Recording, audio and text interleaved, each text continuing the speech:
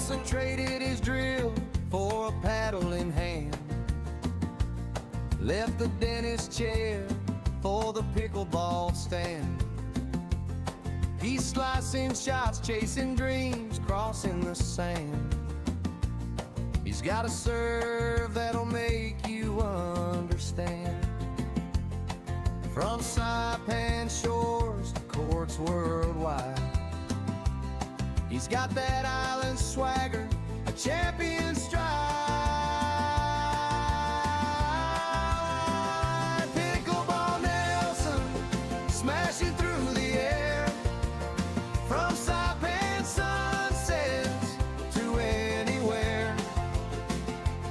Dental daughter waits with a love so rare. In their paradise dental spare, they'll always care.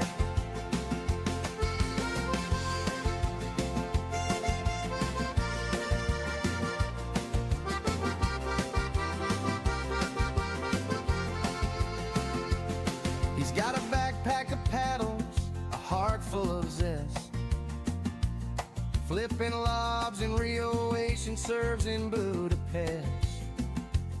But he always comes back to the place he knows best, where the Saipan waves put his soul to rest.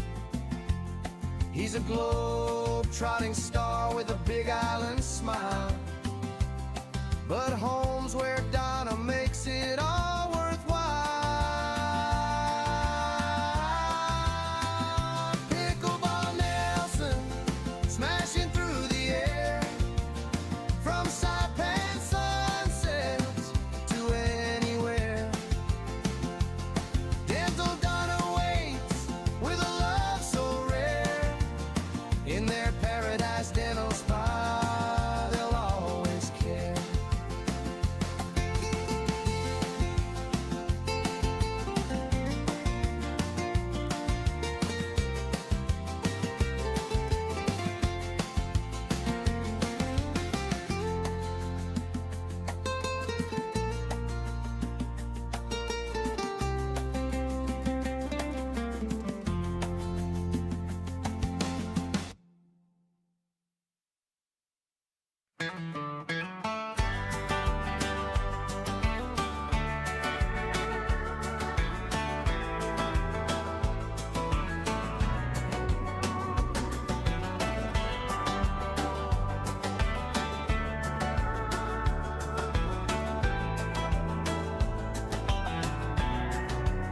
Nelson traded his drill for a paddle in hand, left the dentist chair for the pickleball stand. He's slicing shots, chasing dreams, crossing the sand. He's got a serve that'll make you understand. From Saipan shores to courts worldwide, he's got that island swagger, a champion stride. Pickleball Nelson, smashing through the air. From Saipan sunsets to anywhere. Dental Donna waits with a love so rare. In their paradise dental spa, they'll always care.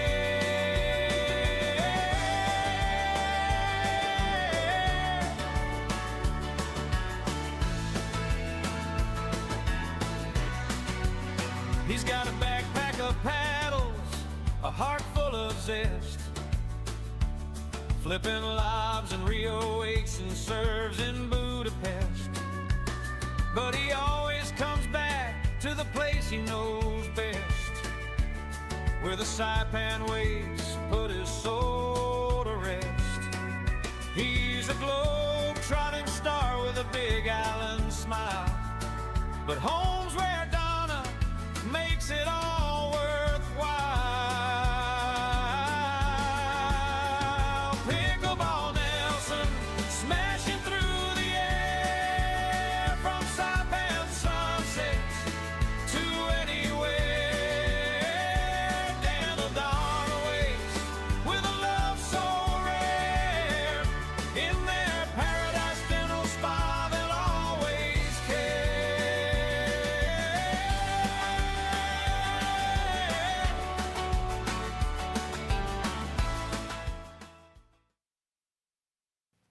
bro, can I? Yeah, man, go for it. Right on. Thanks, bro. Hey, bro, can I grab your bush too? Sure, bro. Go ahead. Thanks.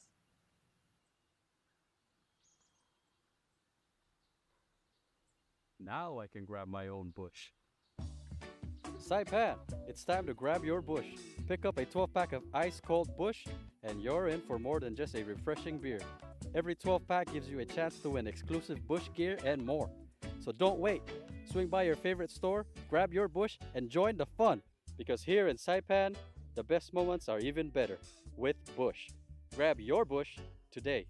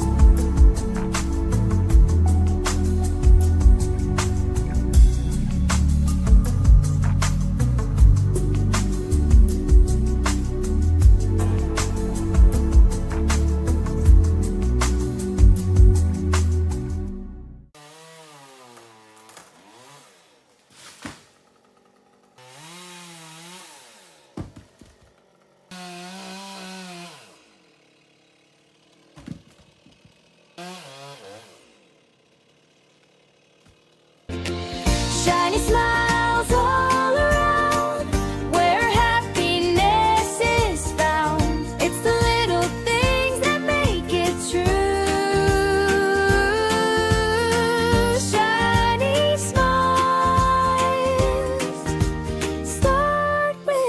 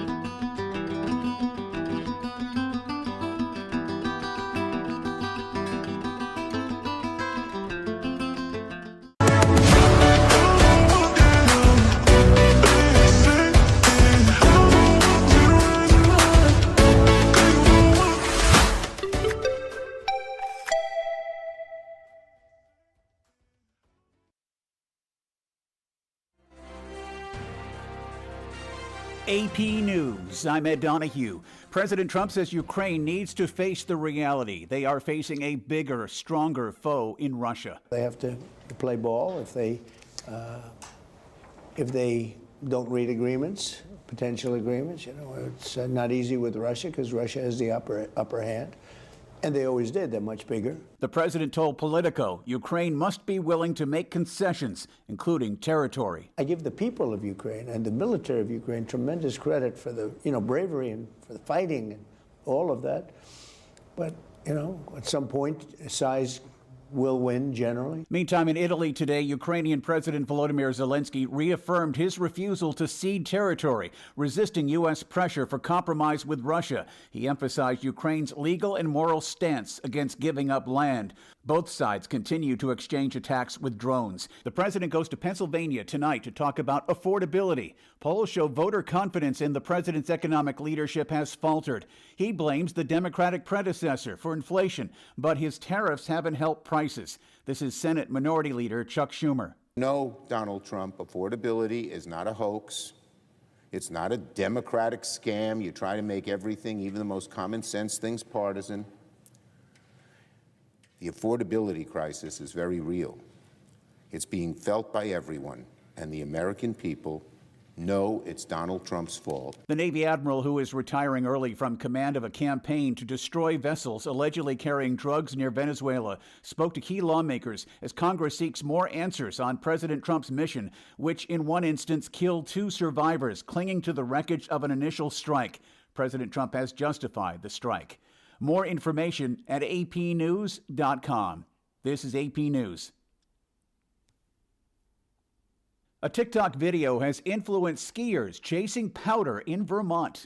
That means inexperienced resort goers are skiing out of bounds, finding themselves lost in the woods and in need of rescue. John Wasey is the chief at Stowe Mountain Rescue. Stowe Mountain Rescue responded to a 911 call for 2 lost skiers. One was a skier, one was a snowboarder, 2 19-year-olds who had ended up in a terrain trap. The rescue now sees around 8 missions to help multiple lost skiers per season, compared to around 3 only 5 years ago. That doesn't include rescues by Mount Mansfield Ski Patrol inbounds at the resort. As a lifelong skier, Wasey understands the pull to find fresh snow. I love social media. I love watching the videos myself. However, what I would urge everyone to do is to go carefully, learn how to do this carefully. I'm Haya Panjwani. I'm Ed Donahue, AP News.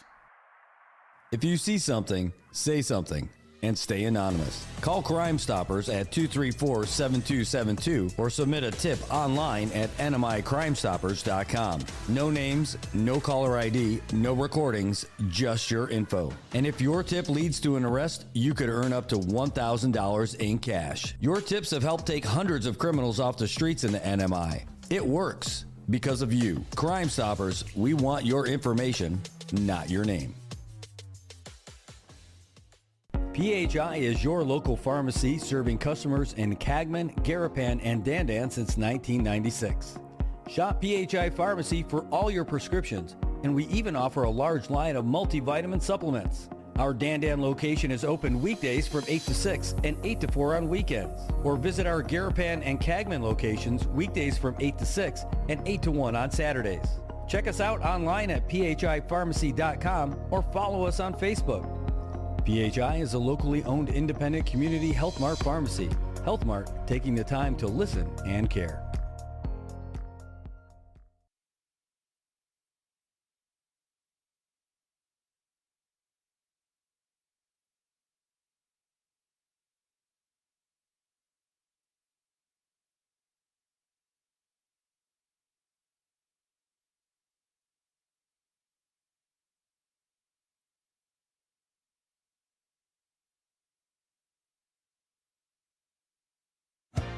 As the day unfolds with laughter and cheer, Brad's got the magic that brings us all near.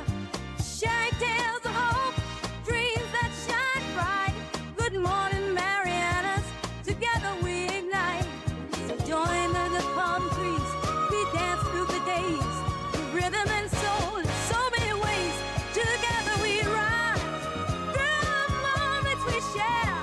Good morning, Marianas, feel the love everywhere. Wake up to the sunshine in the morning light.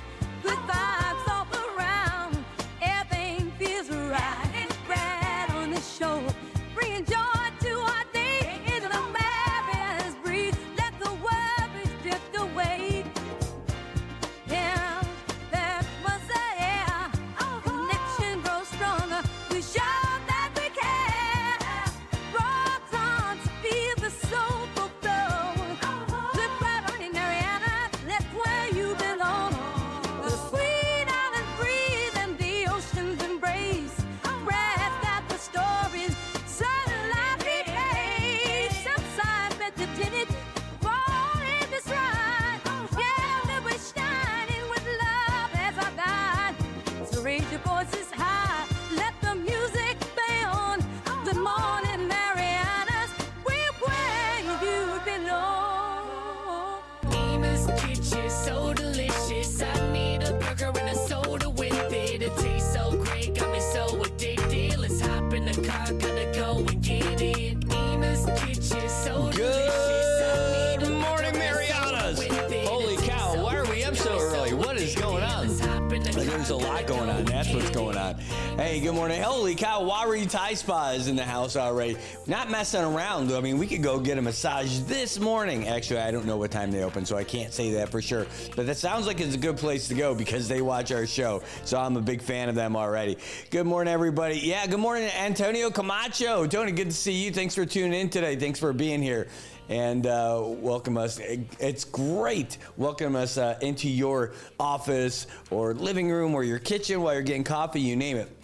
Tobot Castro early bird special. No kidding. It is the early bird special today. That is totally what we're doing because we got a lot to get to today. I mean, that's totally what's got us up and why we're here. I mean, we're here early. We're here during this time anyway. We might as well do stuff. But, again, we got guests coming in. We got Landon coming in. We just got stuff all day long. It's going to be one of the more busy days than we've had here in a long time. Also want to say good morning to Luisa. Thanks for being in here. Great to see you. Ignacio is in the house. Look at you out there. I'm looking at you now. Now I can see you in the camera. See, you think that phone only goes one way, but no, I can see what's going on over there, and you should be ashamed of yourself. That's all. No, you shouldn't. You're fine. But you know I can see right through that phone. Just, and if you don't think I can do it, you tell me. Say something on your phone and tell me Facebook's not going to give you a commercial for it in some time. That's how it works. Good morning, Agriganja. Back in the house again saying Walushal. And good morning, Yil Marianas. Wild Memorias. Nilio stateside. I want to say I got close on that one. But great to see you guys. Yeah, welcome to everybody. I mean, it's going to be a great day today, and so great.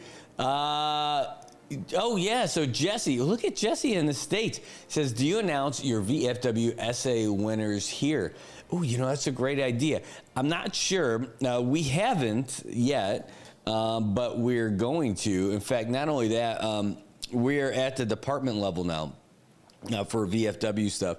And we had, I don't know, Jesse, if you guys are using the new system that they got through the Scholar app as well, but that's been giving us a little bit of problems. A couple of our guys had a hard time getting in. One was able to get everything in, but couldn't do all the scoring. I got in, scored everything, no problem. So I don't know where we're at. In fact, I'll reach out there. We're going to try to get everything done yesterday. We're waiting on getting a reply from the folks at National to help us out with it. Usually they're pretty quick, but over the weekends, sometimes there's a little bit of delay, and we think that might have been what happened. Why we didn't hear back from them within the first couple of days. So hopefully we'll find out. I'll reach out to our department, Voice of Democracy Patriots Penn chair, Dave Glay from Korea.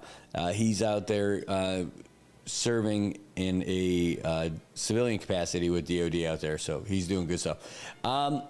Luisa says, man, I just have to think of my puppies in those Facebook shows. I mean, I'm getting an ad for a doghouse. Yeah, no kidding. That's exactly what happens. I'm telling you, that's exactly what happens. Ann Sablon, good morning. Great to see you. Oh, Archie Jose, he's watching from Las Vegas. Man, what do they tell you to do? Like, if you're if you live in Vegas, do you even go to the casinos? Is it probably old? Maybe it's just exciting at first. They got all the food there too, so you guys are able to chow at all those great spots. Man, Vegas. I haven't been there since 2000, maybe. I think it was around 2000. Back when the Luxor was new is the last time I got out there to Vegas, and that's a long time. That was a good story, too. I got good stories from that Vegas trip.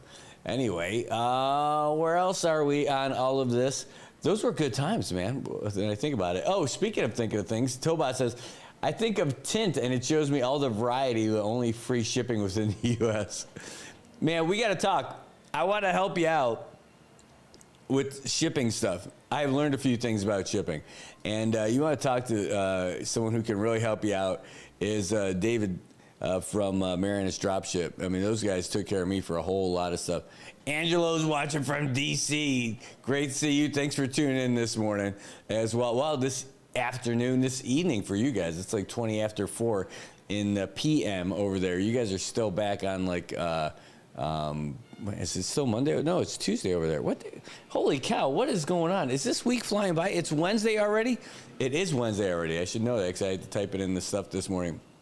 Yeah, my goodness. It is Wednesday morning here in the Marianas, and we are just rolling through this week. I think we're already kind of like in Christmas land. I know maybe that's what's going on, people thinking about it. I know I am. I'm definitely thinking about Christmas and thinking about an upcoming trip. But first, speaking of trips, let's start taking a look at our traffic here in the Marianas, because while you're trying to get to work today is an actual work day. You guys need to get out there. So let's take a look. That is your live look right out there at the old AK intersection and the intersection that matters at the place where connections matter, at I-T&E. And traffic over there at the CMG and Middle Road looking mighty fine. You can see there's just a little bit of traffic. It's not even a real backup. I wouldn't even call it a backup over there at the old AK intersection. It's actually looking pretty good. But school is back in session today, so you're going to see some more traffic. And there's a bit more over there by DPS and the courthouse. Is there like a big trial happening today? Probably not, but there's probably something happening. Anyway, traffic over there by Mount Carmel, as well as kids are making their way to the home of the Holies over there at, no, not Howleys, Holies, over at Mount Carmel. Yes, that's where my wife and I got married so many, many years ago. It just seems like yesterday, right? Yeah, I know. It's been perfect ever since. All right, anyway, Shell Dandan. It is a little bit busy over there, but not too bad. We're going to start getting busy in front of Jota and Dandan, and we're starting to see just a little sign of that right now. But in the meantime, now's your chance to get through. Hurry up. Coming through San Vicente, it's pretty good over there, but a little bit of cars backing up by the home of the Canaries over there at Akitas Drive. Trust me, I know. Many moons ago, we lived over there. And I remember the fun of trying to get out of there in the morning. It was not fun, fun fact. But the good thing is I had a great neighborhood and great neighbors. Anyway, getting down the hill, going through Puerto Rico. And Puerto Rico looks good. We got some folks who are over there by the Marianas Heights building and over by the pickleball/tennis ball courts at AMP. Got a little bit of traffic heading north going by JG Sablon, Water and Ice, but it looks pretty good. You are, though, getting some backup over there by the museum. For sure, and you can even see people trying to creep around the back road. You're getting more traffic over there by the courthouse, too, on Middle Road, but not too bad. Where we normally see traffic at Quartermaster, well, it's still there, for sure. People going north and south, mostly going south this time, and it's not too bad. How about now? We looking at that CMG between Beach Road and Middle Road, and you can see there's a bunch of folks now. It's going to be like this touch and go for the rest of the morning, and it's not easy to deal with, but it sure is if you hop on the blue line with Transit CNMI and let them do the driving for you. I mean, why not? They are awesome. They've got great buses. They've got great customer service, and they've got great rates. It's only $2. Takes you everywhere you need to go, from Totaville to the Paseo and everywhere in between.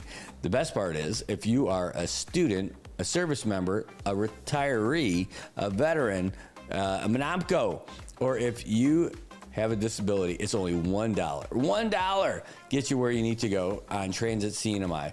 And they do it from 6:30 in the morning to 8:30 at night, Monday through Friday, 6:30 in the morning to 8 p.m. weekends and holidays. Make sure you're paying exact change, because they could take you everywhere that you want to go, but they can't take your money and give you money back. That's just what's going on with Transit CNMI. It's how it works, baby. They've got great seats. They feel comfortable. The whole bus smells great. The smiles are amazing, and they've got free Wi-Fi. Free Wi-Fi! That's right, so you can hop online and do everything you need to do and let them handle all the driving. Not too bad at all. Transit CNMI, they've been taking care of us, and so we're taking care of them. Transit.cnmi.gov is where you can go to see where the buses are at this moment.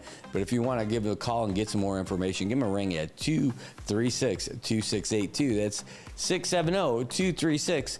2682. And that's a good time for us to remind you about our number, because you can call us also. But we're not going to give you all the news about Transit CNMI. But you can call and join the show.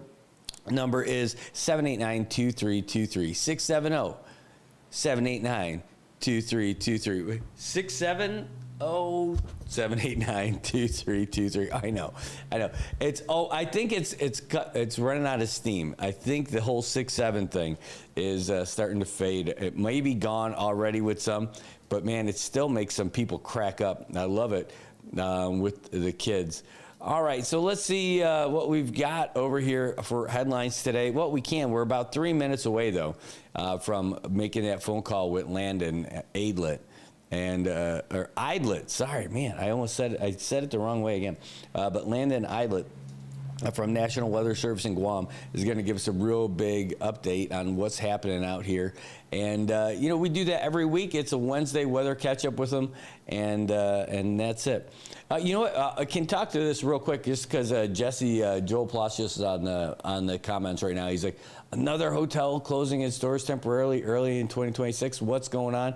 Brother, I'm telling you, it's not the best situation out here for the economy, but even though that looks rough, and again, I can't gloss over it. I don't work there. I can't say all that from working on the inside, but we did speak with them. We've also sent an email to them, but we had a couple of phone calls with the folks over at the hotel. It's not been great for any hotel here for a while. The fact that they're still in business is really a testament to their belief that things are eventually going to get better here. For the past few years, we've seen our tourism numbers drop, and we've seen that kind of occupancy at the hotels drop as well. And it's really going to be survival of the fittest, I think. Sad as it sounds, it's going to be a while before our tourism rebounds, and you're hearing that from folks in our business circles for sure. And people are looking for other things to keep our economy going. Right now, the number one thing is all these federal projects. That's why we should see all kinds of road projects kicking all the time. Now, we should see all kinds of infrastructure projects all the time, because that stuff is bringing money in here, keeps those construction companies going, keeps people getting their payroll, that keeps payroll taxes rolling through, keeps taxes on those construction. I mean, there's a reason why. And it's not just the military, although I'm sure it's also the military, why those legislators push through with having a tax on construction. It's tough, though, for the private companies who want to build on their properties and all that stuff, because everything over $250,000, they're going to have to be paying taxes on, which they didn't have to do before. They had taxes, but it wasn't like now it's an additional tax, which is tough. And that's one of the things that bugs me a little bit, because we do need to have our government sustain itself. The only thing is, though, we also need to adjust the size of our government, right? If our government's too big, then it's going to have to contract. You just have to know that that's going to happen. And the first thing you hear about is, oh no, the jobs, the people. No, you don't have to start there. Just start being smart about it. Be the first person that says, all right, I'm going to give up my car. I'm going to give up my expense. Our board meetings, we're not going to have a fancy Christmas dinner. I mean, we're going to see what they've got at CUC tomorrow for lunch. We'll see if they have the full schmear out there, where they have turkey and stuffing and glaze. I bet I don't know if they did it for Thanksgiving, but they usually do. And that's not picking on any one agency or all this other stuff. But the thing is that if nobody wants to make that first step, and nobody's really recognizing that they need to do something, then we're never going to get anywhere. All right, well, speaking of getting somewhere, let's get somewhere with weather. We've got Landon, who's ready to go, and we're going to be popping him on here in a second. Dun, dun, dun. Can I use that camera? Oh, see, I could use that camera. Well, I'm not able to use the camera, so he can't see us, but we can see. Oh, he can. You know what he's looking at? He's looking at the camera where our guests are going to be. I was messing around with these things to see if there's a way that I could do that. Let me see if I can switch to a different camera, because I just don't think it's going to work. Well, it's not, so we'll just give you this for now. Anyway, great to see you. Thanks for tuning in. Good morning. Good morning. How are you doing? Well, I'm great because it's just another beautiful day in Saipan. The weather looks good. The outlook looks good. But people don't want to hear it from me. They want to hear it from you. Yeah, it's definitely beautiful weather up there today, the next day. But things are going to change just a little bit. I'm going to turn to my other screen and turn my camera around. This was the weekly weather outlook we published yesterday. Not a bad picture out there, just a little bit of a troughing down across Micronesia. That's all going to stay to our south and move to the west. But just to our north, we have this little hashed black line. That is what we shear line. We talked about that last week. That is dropping down toward Pagan and Agrigan, and that may make it as far south as Saipan and Tinian later on Thursday night, and into Friday. So for Saipan and Tinian, your weather conditions could get a little bit interesting late Thursday and into Friday, and we're talking about winds, seas, surf, and potential for rainfall. Because as that boundary drops down south, it's going to bring some showers and gustier winds right over to Saipan and Tinian. We're going to go to the visible satellite like right quick. This is that shoreline. It does not look that impressive. There's no lightning or thunderstorms with this, but it's just showers and gusty winds. And so we're going to go to the very last frame right here. That's that boundary. And it's a super narrow boundary. The stronger winds are punching in from the northeast, pushing down. But we're going to have periods of showers, light to moderate intensity right along this area. So it could drop down as far south as Saipan and Tinian on Thursday night. Rota, Guam, perfectly fine. But it's going to be, looks like confined to Saipan and Tinian at this point. It could drop a little bit south of Tinian, but wherever this boundary sets up, you're going to have light to moderate rainfall. Not much accumulation. It's not going to be heavy, but it's just going to be that nuisance type of rainfall that just keeps things damp, gusty, and dreary. Not a good time to be painting your roof, for example.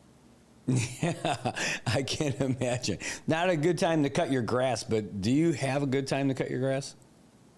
There's never a good time to cut the grass. And actually, I was excited. My dogs are going crazy the other afternoon, and I saw a guy standing outside my gate. So I went to go see what was going on, and he came up to me with a machete. He's like, "Can I have your sword grass?"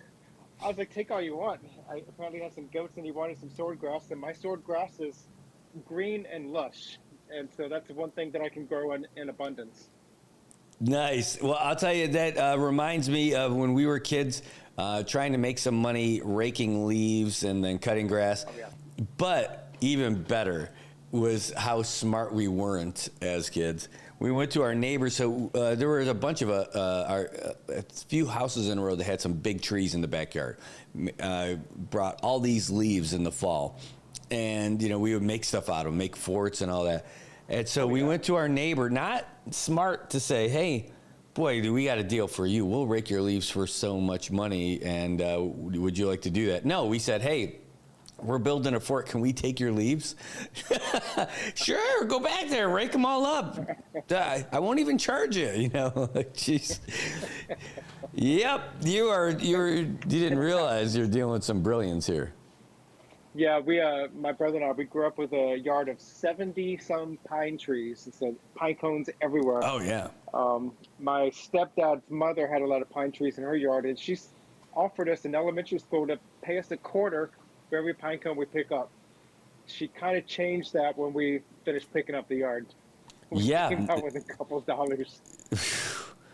Yeah, that's amazing. I love and there's different types of pine cones. So, but we had a good pine tree in the backyard. There's some good throwing pine cones. Then we had our neighbor across the street had some weird kind of pine cone that we still used to throw. Well, we threw everything basically. I think that's the short story here. But yeah, good times. No pine cones here. A lot of pine needles and those little thistly looking things. I don't know what they are, but they don't feel good when you step on them. Yeah, I think it's like a variety of a pine tree. We had them in Kwajalein as well. And the pine needles are interesting because you can break them off in segments. And you can't do that with the pine trees and the pine needles back home.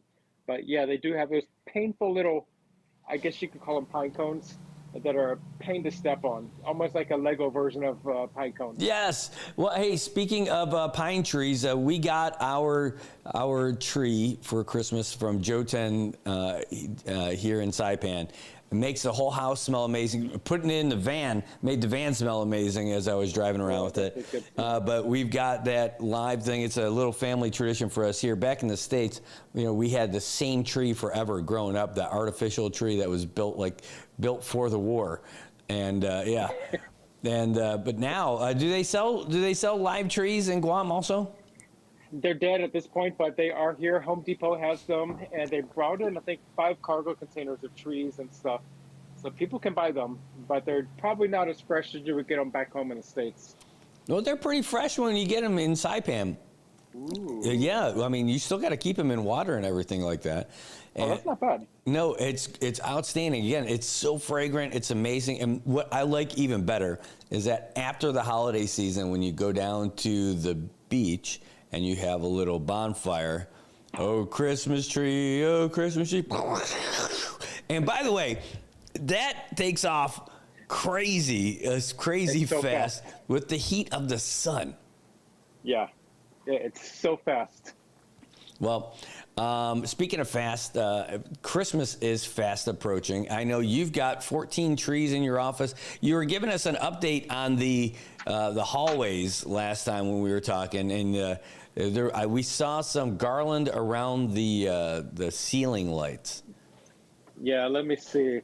Oh, so those are up over the weekend, but out in the hallway it looks a little bit different. There we go. Oh, there's lights. A little bit different. Oh my gosh.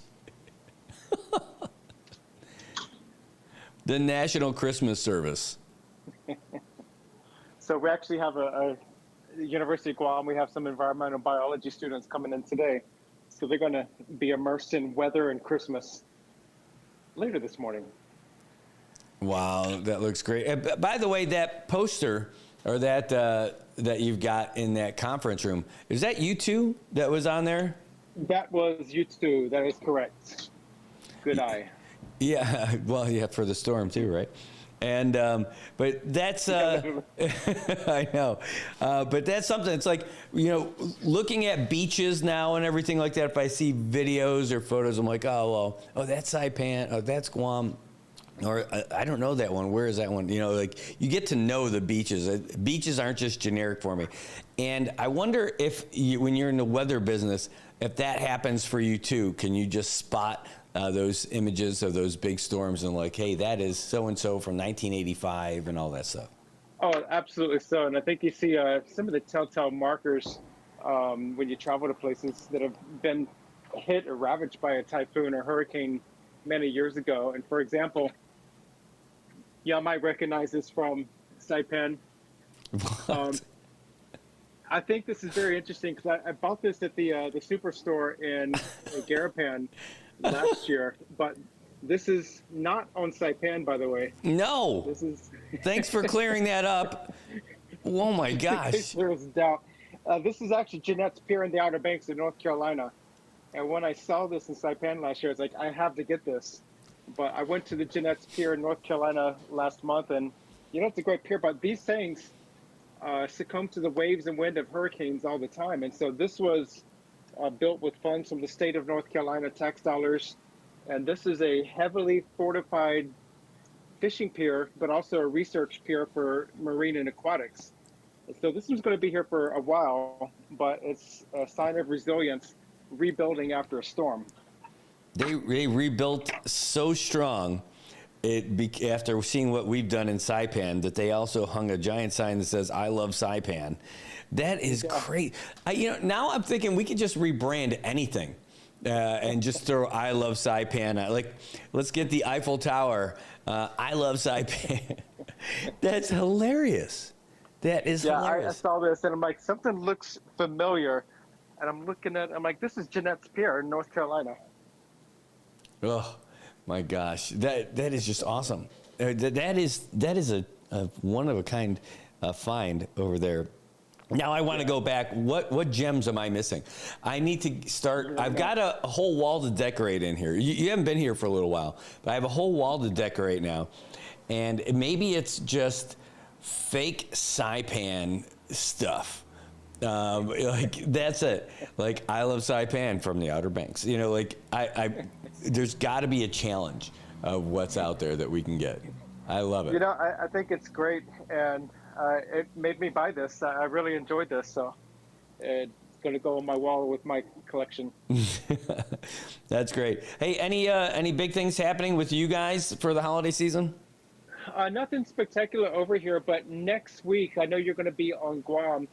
We're going to talk about the chances of a white Christmas. Is it possible? And if it's not possible for the CNMI, where's the best place to go. So we're going to have some information next week about that. But I think it's important to note, if you look into our webpage, we have a climatology, and we keep track of snowfall. And actually snow, ice pellets, and hail for the month, it's missing. We've had no reports of snow or ice in Saipan. So just in case you were wondering. No, that's great. Well, you might not get a white Christmas in Guam, but if you really believe hard enough and fill your heart with the Christmas spirit, if you go to Tumon on the weekends, you might find some ho-ho-hos.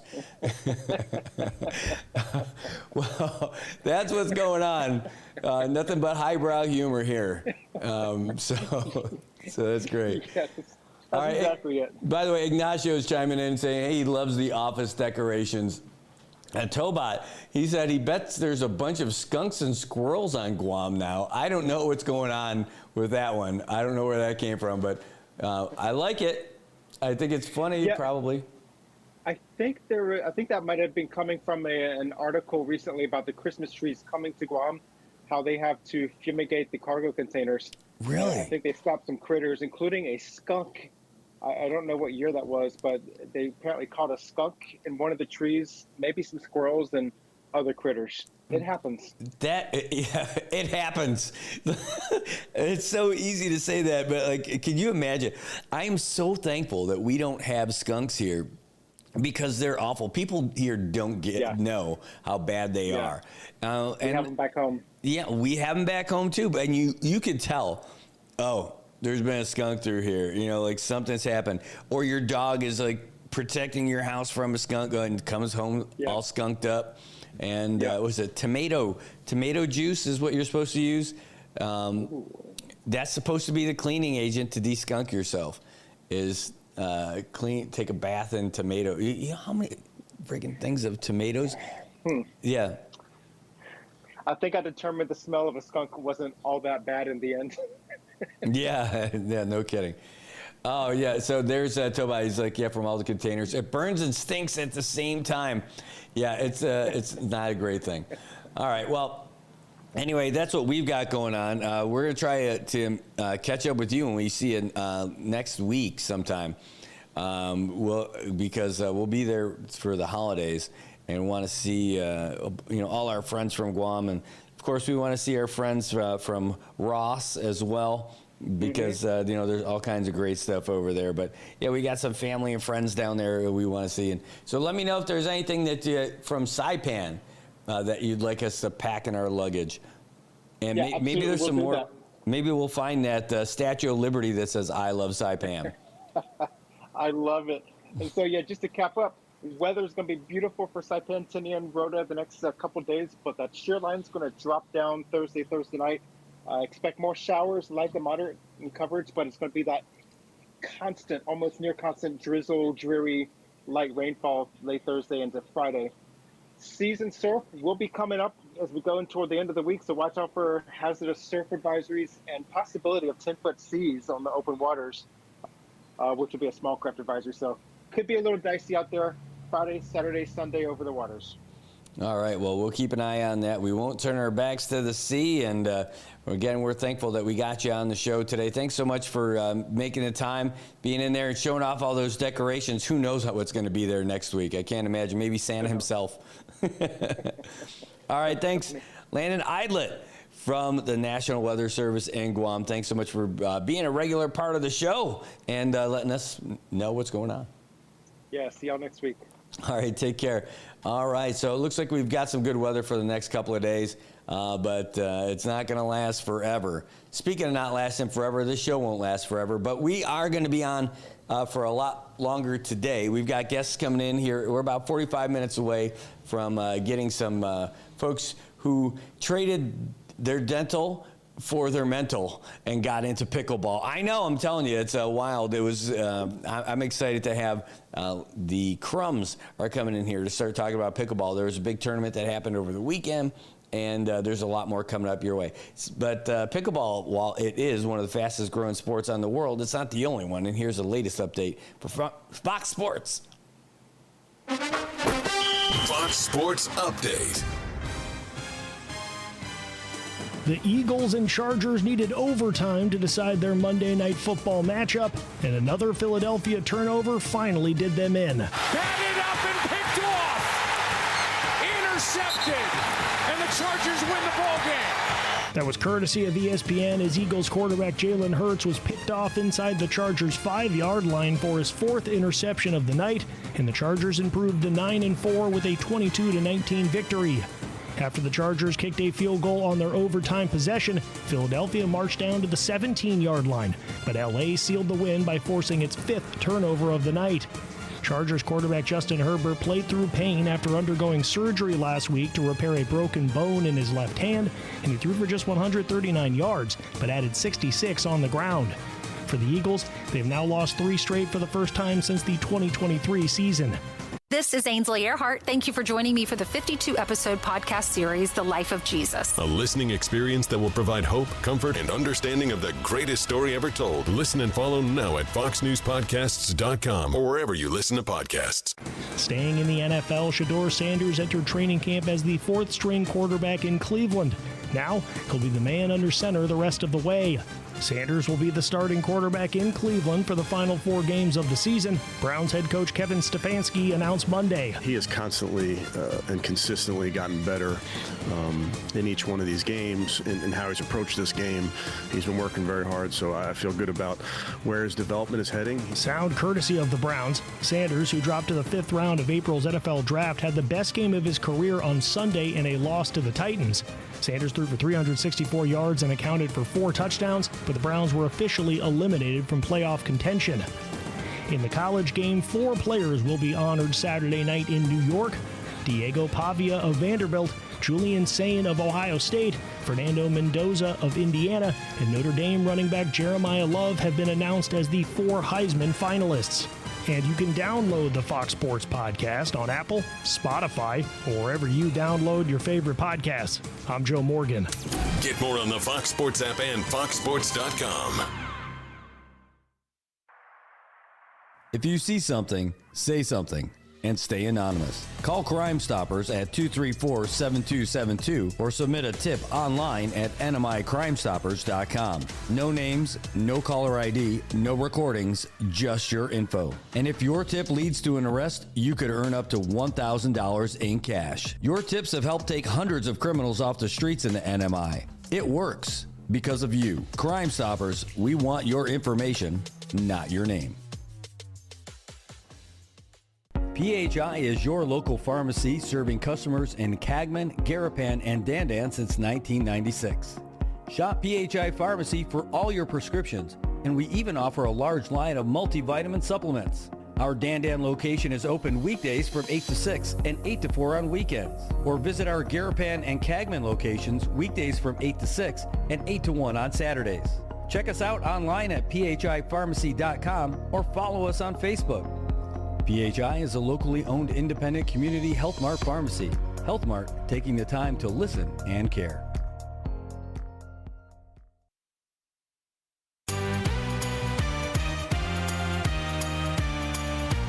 Wake up, sunshine, it's a brand new day. Brad's got the stories that'll light your way. Take a smile on his face, he's ready to share. Share. Good morning, Marianas. Feel the love in the air. Good morning, Marianas. Come join the fun. Together we'll shine like the morning sun. With the waves crashing in, hear the oceans call. Brad brings the news that connects us all. From the islands to the world, those counting years. Good morning, Marianas, the best time of year. Good morning, Marianas. Let's start the day. With laughter and stories, come what may.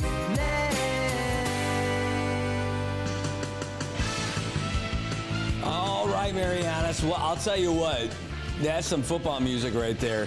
And we got it on there because Bruce Camacho just reminded us. He's like, hey, Brad, are you ready for the Bills and Pats matchup? I am not. I am not ready for that matchup because last time we did not win. And since the Patriots have not lost It's going to be a big deal. The Bills and the Patriots rematch happening on Monday, Saipan time, 4 a.m. I'm used to waking up early and watching it, so that's nothing new for me. But my goodness, the Patriots have been on an absolute tear. And, man, I can only hope that the Bills can go in to Foxborough or Gillette or whatever you want to call it and knock off the Patriots. So suck it, Steve Mullen. You and your Patriots can go eat a bag of Richards. I'm telling you, like, I'm not at all interested in seeing the Patriots return to their Tom Brady era glory. But they do look really good right now. In fact, they look so good, and like out of the blue, so good. It reminds me of when Ben Roethlisberger first came into the league, and dude was tearing it up when he got his chance and brought them all the way to the promised land. Now, is that what's going to happen here with the Patriots? I don't know. But they look dang good. They're the scariest team in the AFC East right now, at least for the Bills, for sure, because the Jets and the Dolphins, well, right? Yeah, I mean, those guys, still anything could happen with those guys, but still, the Patriots will look legit. And, man, I don't know if we're going to be able to get past them to win the AFC East to lock in a home game, at least for the playoffs. I would love that to happen. If the Bills make it to the playoffs, I guess that's all that matters. But if you can get a home game, especially this is the final season where the Bills will be playing at Highmark, previously the Ralph, previously Rich Stadium. Hopefully we're going to be able to win. But oh man, I'll tell you, I don't have super high hopes. I thought that the AFC East was going to be a little bit easier this year. It is not. These guys are good. They're really good. So, Patriots fans, you got something to be happy about for sure. It is exciting to see somebody playing well in New England. It has been a while, but they're able to come back and do all that stuff now. So, I got to give you some props. I still think it's great, but that's going to be a big game. I'm not looking forward to it. Now, Friday, we're going to be having a Friday Saipan time. The Thursday night game, the Falcons and the Buccaneers. It's a strange one for me because I know that the Falcons got some firepower, but the Buccaneers, man, they've been riddled with injuries, and how are they going to end up doing? But this is going to be a big week for rivalry matches. The Bengals and the Ravens. These guys, both of these teams look really good. They've got a lot of talent, a lot of strength in the run game, and some of them can. One team can pass a whole lot better. The other one's having some trouble. The Ravens, I can't figure them out. But either way, it's possible that somebody can go through with a record of 8-9 and win that division this year.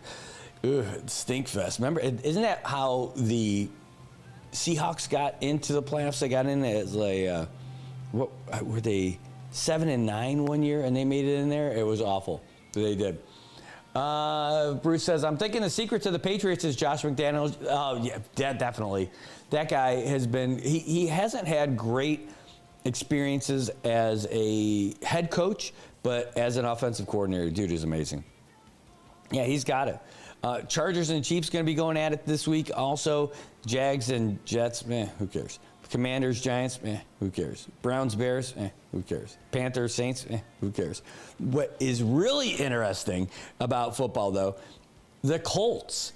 Daniel Jones, Danny Dimes, has been playing lights out this year, but now he is out for the year, a non-contact injury, tore his ankle, the ACL or some kind of CL or Achilles or something. ACL, MCL, that's all knee stuff. But I think this is actually his ankle that went down. So who do they have coming in? They signed to their practice squad 44-year-old Phillip Rivers. Not kidding. Phillip Rivers. This dude, so his last game was during the pandemic. His last game was in 2020. I'm not kidding. He didn't just work out for these guys. He is now on the practice squad. And if he looks pretty good, they're going to sign him to the active roster because they don't have a whole lot going on. Daniel Jones, it was an Achilles tear is what ended up happening. Anthony Richardson, the backup, he's on injured reserve. He's gone because he's got that orbital fracture. They got an undrafted rookie in Riley Leonard who came in on Sunday, and he's got a PCL injury. So what are they going to do at this point? they could just run Wildcat all game because they don't have anything else going on. So, no, what they end up doing, they reach out to Phillip Rivers, who hasn't taken a snap in the NFL since 2020, and now he's going to be likely under center for the Colts in 2025. Now, here's the thing. This dude's a potential Hall of Famer already, and now people will talk about that. About like, is he really a Hall of Famer? He never really won anything, but he won a lot, and he was a consistent, great thrower of the football. And I think he was like, people would say he was a really good quarterback. And is it the Hall of Fame or the Hall of Very Good? I know, but I think he's a Hall of Famer. This year, this upcoming year, would be the first year that he would be up for consideration for the Hall of Fame, because you got to be retired for 5 years. Well, he's retired for 5 years and now coming back. So now it's going to restart that clock again for another 5 years, where he's going to be old. I mean, he's going to be 49 by the time he's eligible, depending on how long he plays this time and how far they do, because the Colts were playing great this year, and now they are just hurting with what they've got with all these injuries. So it's going to be a real rough spot for them. I love what you were saying, the king of trash talking. Yeah, but you know what else is cool is that while he talks a lot of trash, he doesn't cuss at all. He doesn't swear. And so it's all clean trash talking. Does that make sense? But yeah, it does, because that's where he's at. Anyway, but that's what's happening. They're 8-5 right now. And now the question is, what are they going to do? They got some tough teams that they're going to be playing. They're going to be playing the Seahawks in Seattle, 10-3. Louisa doesn't want them to win that. Then they're going to be at home to take on the 49ers, who are currently 9-4. Josh Wise doesn't want to see them beat the 49ers. And then they're going to be playing against the Jags in Jacksonville. Actually, nobody is a Jaguars fan, so everyone's okay with that. Then they wrap up the season home against the Texans, and I know Leith Poole doesn't want them to win that game either. And that's a big game because they're in the same division. So it's a tough stretch. Are they going to be playing it with a 44-year-old quarterback who hasn't been playing football for the past 5 years? Imagine. Now, he's still been close to the game. You know why? Because he's coaching his kid's team in high school. It's true. So he's still there. Can he still throw? Yeah, dude still had a live arm when he retired. I don't know how old you are, viewer, but imagine playing football for a career and retiring, not playing for 5 years. I bet your body feels great. I don't know if he still works out with the same intensity and all that stuff, but he played for 17 years already.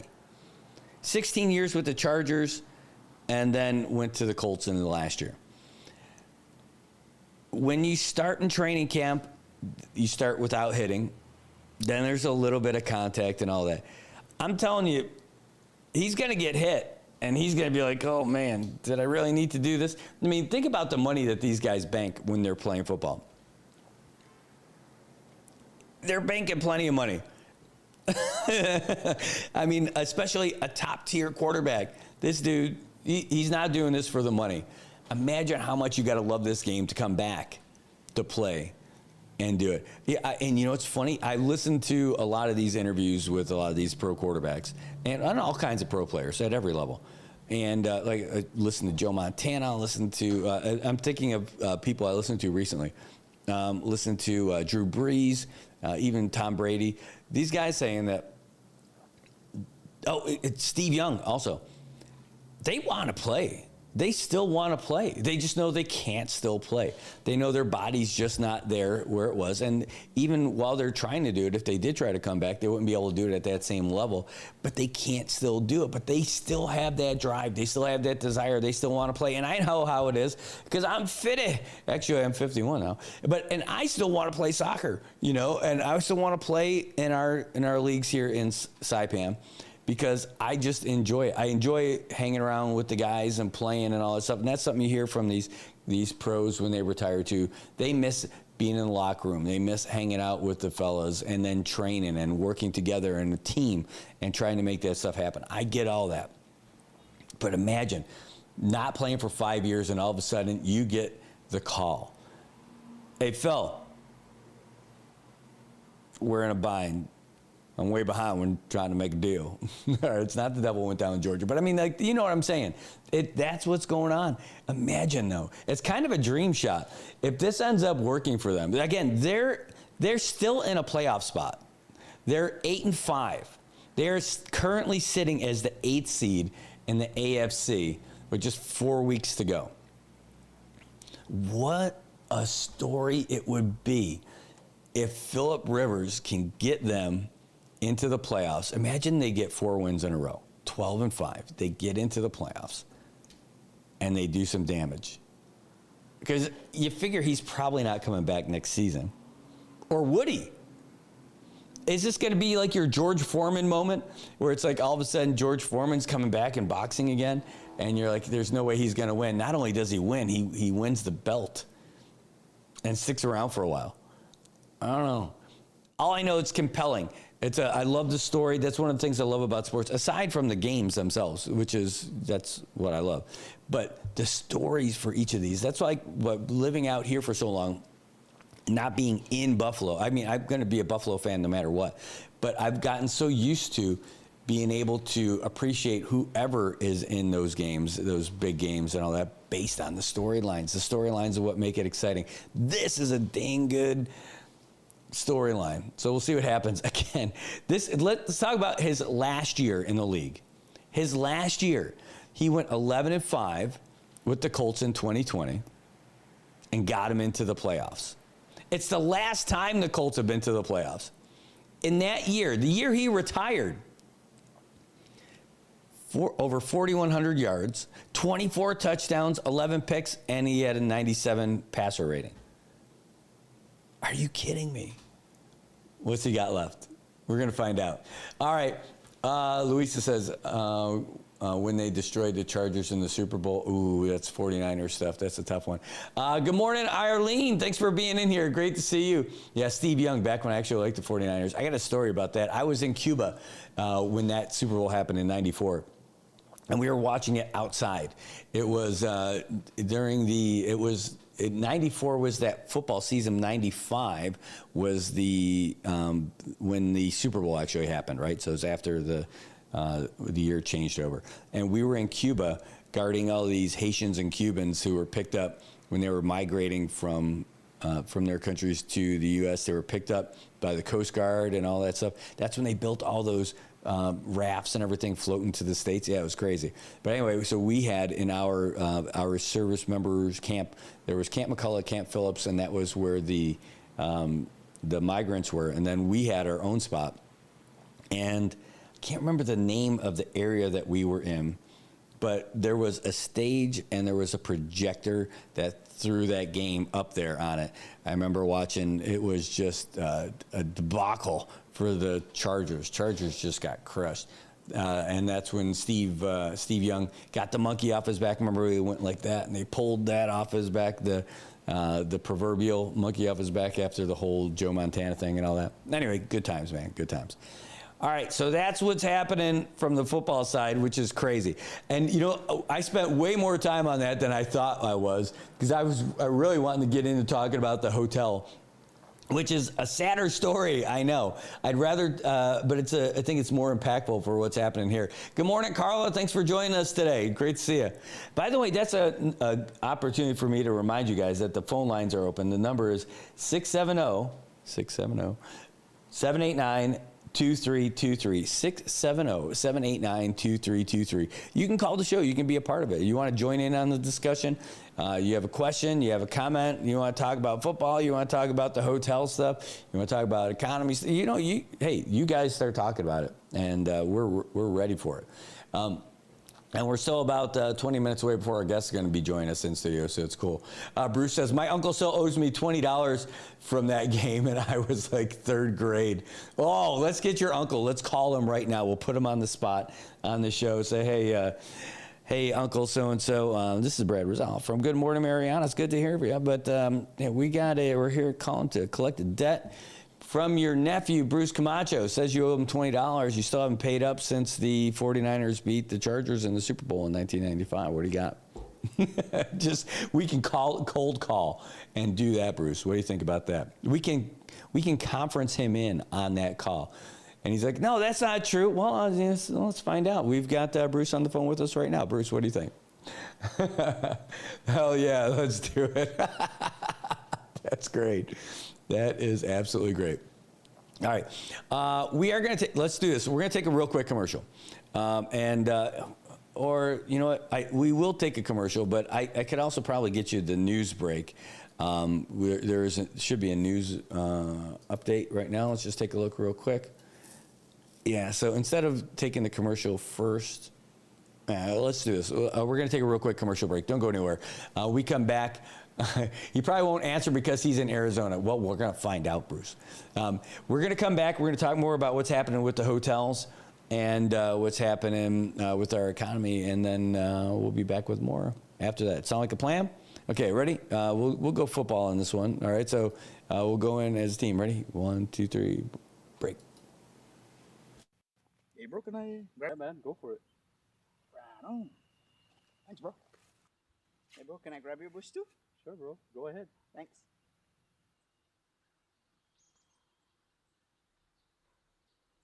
Now I can grab my own bush. Saipan, it's time to grab your bush. Pick up a 12-pack of ice-cold Bush, and you're in for more than just a refreshing beer. Every 12-pack gives you a chance to win exclusive Bush gear and more. So don't wait. Swing by your favorite store, grab your Bush, and join the fun. Because here in Saipan, the best moments are even better with Bush. Grab your Bush today.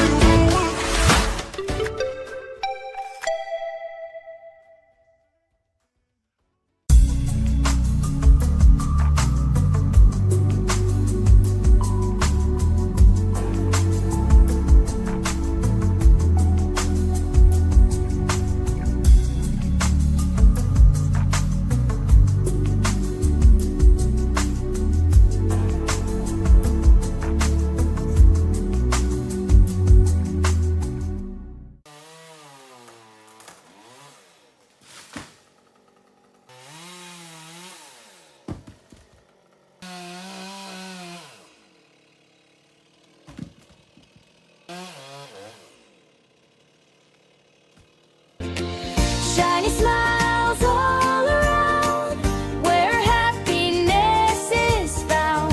It's the little things that make it true. Shiny smiles start with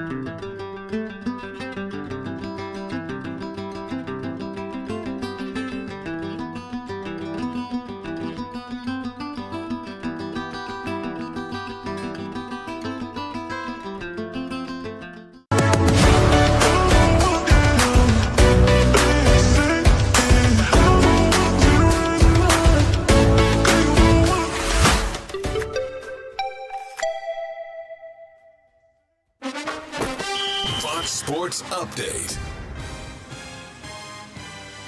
The Eagles and Chargers needed overtime to decide their Monday Night Football matchup, and another Philadelphia turnover finally did them in. Batted up and picked off. Intercepted. And the Chargers win the ball game. That was courtesy of ESPN as Eagles quarterback Jalen Hurts was picked off inside the Chargers' 5-yard line for his 4th interception of the night, and the Chargers improved to 9-4 with a 22-19 victory. After the Chargers kicked a field goal on their overtime possession, Philadelphia marched down to the 17-yard line, but LA sealed the win by forcing its 5th turnover of the night. Chargers quarterback Justin Herbert played through pain after undergoing surgery last week to repair a broken bone in his left hand, and he threw for just 139 yards, but added 66 on the ground. For the Eagles, they've now lost 3 straight for the first time since the 2023 season. This is Ainsley Earhart. Thank you for joining me for the 52-episode podcast series, The Life of Jesus. A listening experience that will provide hope, comfort, and understanding of the greatest story ever told. Listen and follow now at foxnewspodcasts.com or wherever you listen to podcasts. Staying in the NFL, Shedeur Sanders entered training camp as the 4th-string quarterback in Cleveland. Now, he'll be the man under center the rest of the way. Sanders will be the starting quarterback in Cleveland for the final 4 games of the season. Browns head coach Kevin Stefanski announced Monday. He has constantly and consistently gotten better in each one of these games and how he's approached this game. He's been working very hard, so I feel good about where his development is heading. Sound courtesy of the Browns. Sanders, who dropped to the 5th round of April's NFL draft, had the best game of his career on Sunday in a loss to the Titans. Sanders threw for 364 yards and accounted for 4 touchdowns, but the Browns were officially eliminated from playoff contention. In the college game, 4 players will be honored Saturday night in New York. Diego Pavia of Vanderbilt, Julian Sain of Ohio State, Fernando Mendoza of Indiana, and Notre Dame running back Jeremiah Love have been announced as the 4 Heisman finalists. And you can download the Fox Sports Podcast on Apple, Spotify, or wherever you download your favorite podcasts. I'm Joe Morgan. Get more on the Fox Sports app and foxsports.com. If you see something, say something, and stay anonymous. Call Crime Stoppers at 234-7272 or submit a tip online at nmicrimestoppers.com. No names, no caller ID, no recordings, just your info. And if your tip leads to an arrest, you could earn up to $1,000 in cash. Your tips have helped take hundreds of criminals off the streets in the NMI. It works because of you. Crime Stoppers, we want your information, not your name. PHI is your local pharmacy serving customers in Cagman, Garapan, and Dandan since 1996. Shop PHI Pharmacy for all your prescriptions, and we even offer a large line of multivitamin supplements. Our Dandan location is open weekdays from 8 to 6 and 8 to 4 on weekends. Or visit our Garapan and Cagman locations weekdays from 8 to 6 and 8 to 1 on Saturdays. Check us out online at phipharmacy.com or follow us on Facebook. PHI is a locally owned independent community Health Mart pharmacy. Health Mart, taking the time to listen and care.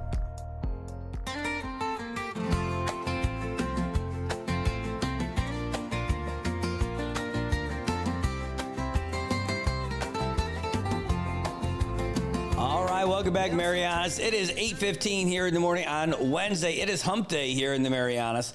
And while they might not have something fancy like a Taco Tuesday on a Wednesday or a Thirsty Thursday on a Wednesday, we do have a great Wednesday lined up for you today. We've had a lot of fun so far talking about stuff, and we're going to be talking about hotels here. But by the way, speaking of hotels, you know, you can get ready for the ultimate tropical getaway. That's right. You can go with Surfrider Hotel here in Saipan. Surfrider Resort Hotel has new flexible packaging with rooms, cars, or meal vouchers. You can build it your way for a pure vacation experience. Rooms and packages starting at just $92, tax included. So book now. Give them a call at 235-7873. That's 235-7873. Only at Surfrider Resort Hotel. They're right down the street from us here in Chalcanoa. And my goodness, can you beat that deal? No.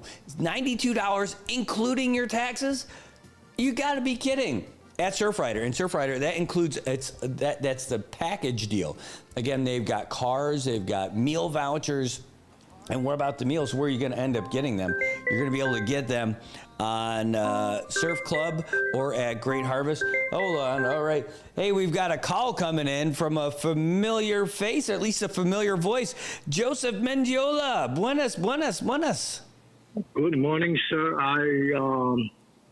Last night I was analyzing the so-called Minnesota Somalia cartel.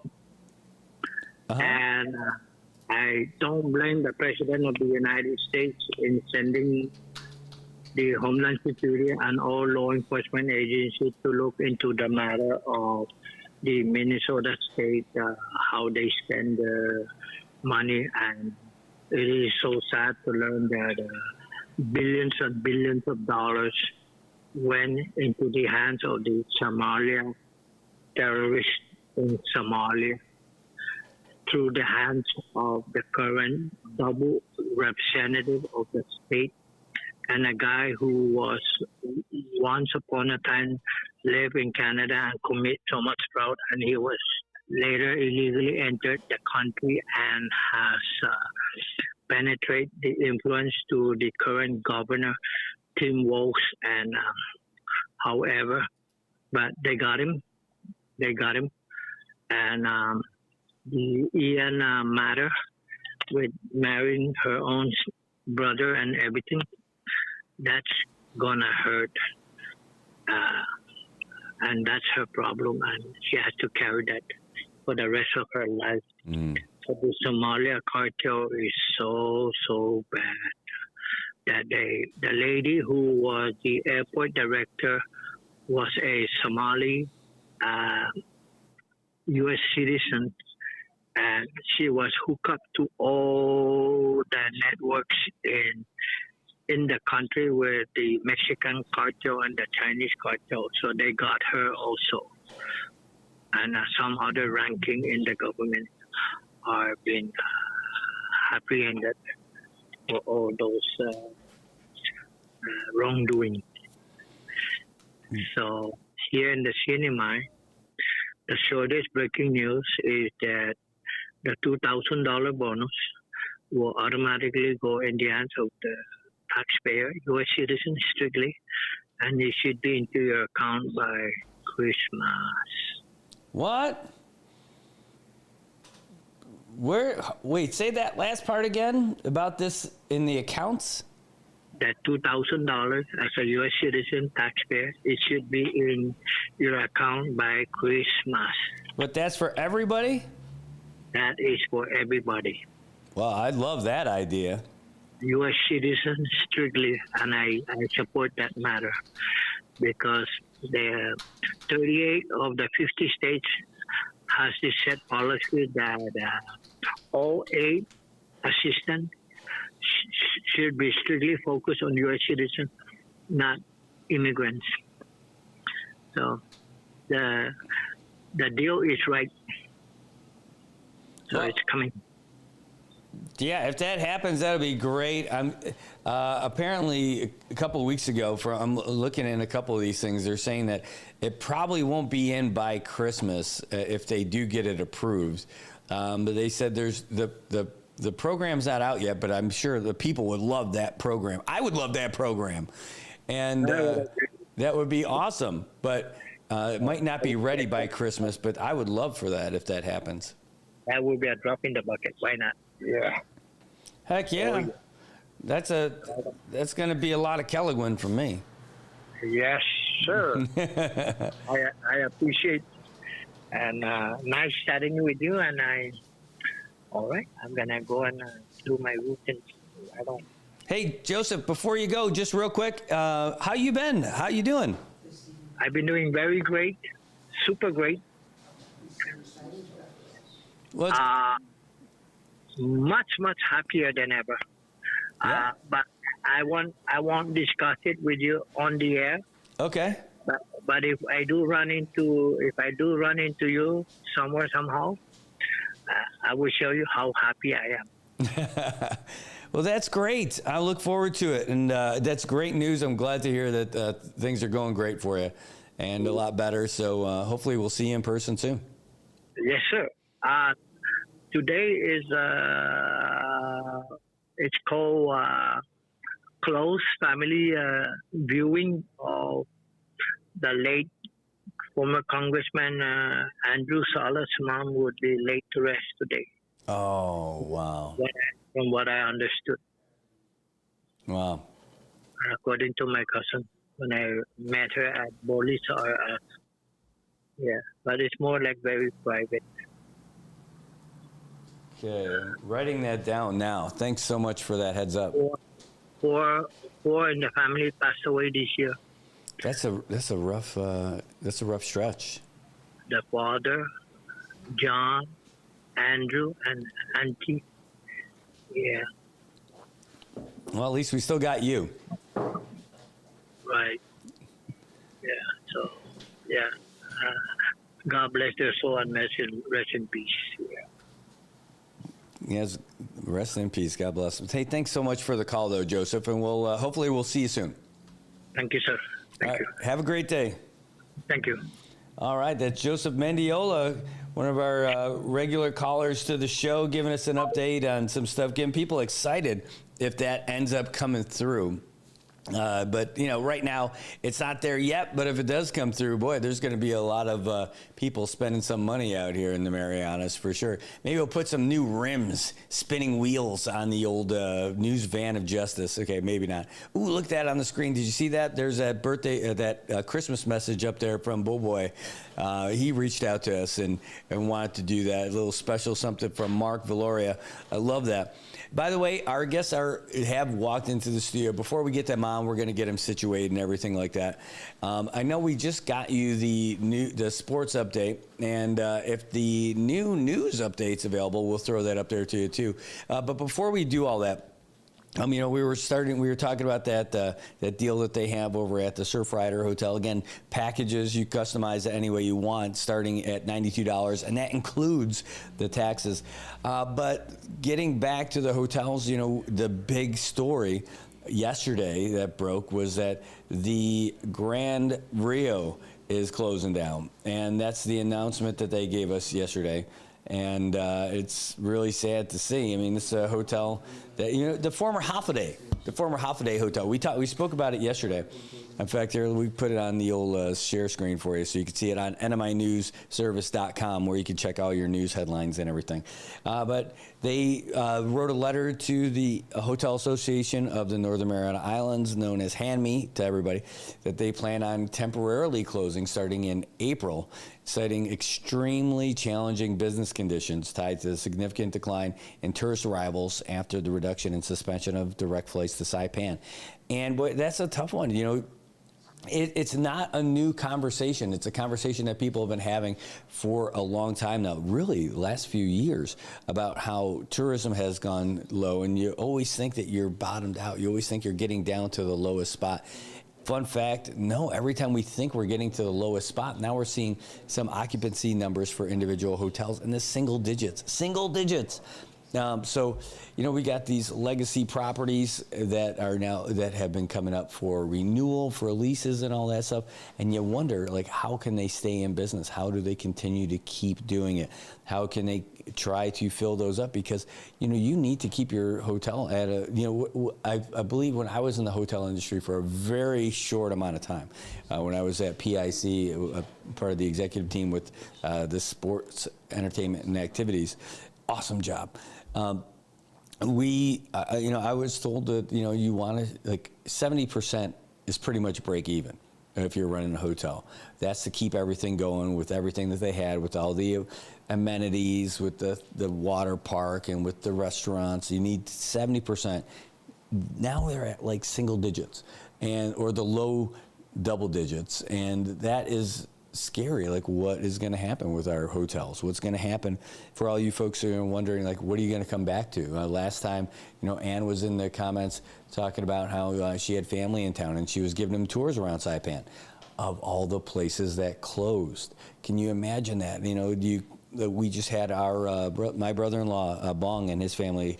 They came here, and I asked him, like, hey, how's it feel to be back? He's like, man, it's sad. It's sad to see all these places that are closed. You know, when he left here, I think it was like 2006, and he used to work at Diamond. Do you remember Diamond? Yeah, well, Diamond is the Saipan World Resort now, and that's a different looking place now too. PIC, you know, they've had a whole lot of their operations reduced quite a bit to deal with staffing. Now they're looking at trying to open it all back up, which will be exciting for folks who are going to stay there and for the staff. The question is, how are you going to be able to do it? How are you filling that place up? So there's a lot going on. And with that hotel pulling out the Hotel Association, and then with them not just dropping out of the Hotel Association, but looking at closing temporarily, but giving them heads up all the way out till April that they're looking at doing that. It's a surprise, but not a surprise if you're following the industry, knowing that we've had some rough times. We reached out to the folks from Handme. The chairman is Dennis Sale. And great guy, if you haven't met him before. He's been at Kensington, then he went down to PIC, and now he's running Kensington again. And we asked him for a comment, and he's like, hey, it's certainly regrettable to hear that the hotel we have long valued within our community will temporarily suspend operations. But they know that it was made after a careful internal review, and that they hope that the circumstances allow them to open again soon. And they thank the Grand Rio for their contributions to the industry and remain supportive for their future return soon. I mean, that's about all you can do. I know they're lobbying hard to try to get folks, get us more flights and to get people in and out of the Marianas and to help out. I mean, the hard thing is that we've got a difficulty with the lift, right, about getting people to come in here, and what's our core market, and who's it supposed to be, how is it supposed to continue improving if we can't get the flights in there. That's a tough pull.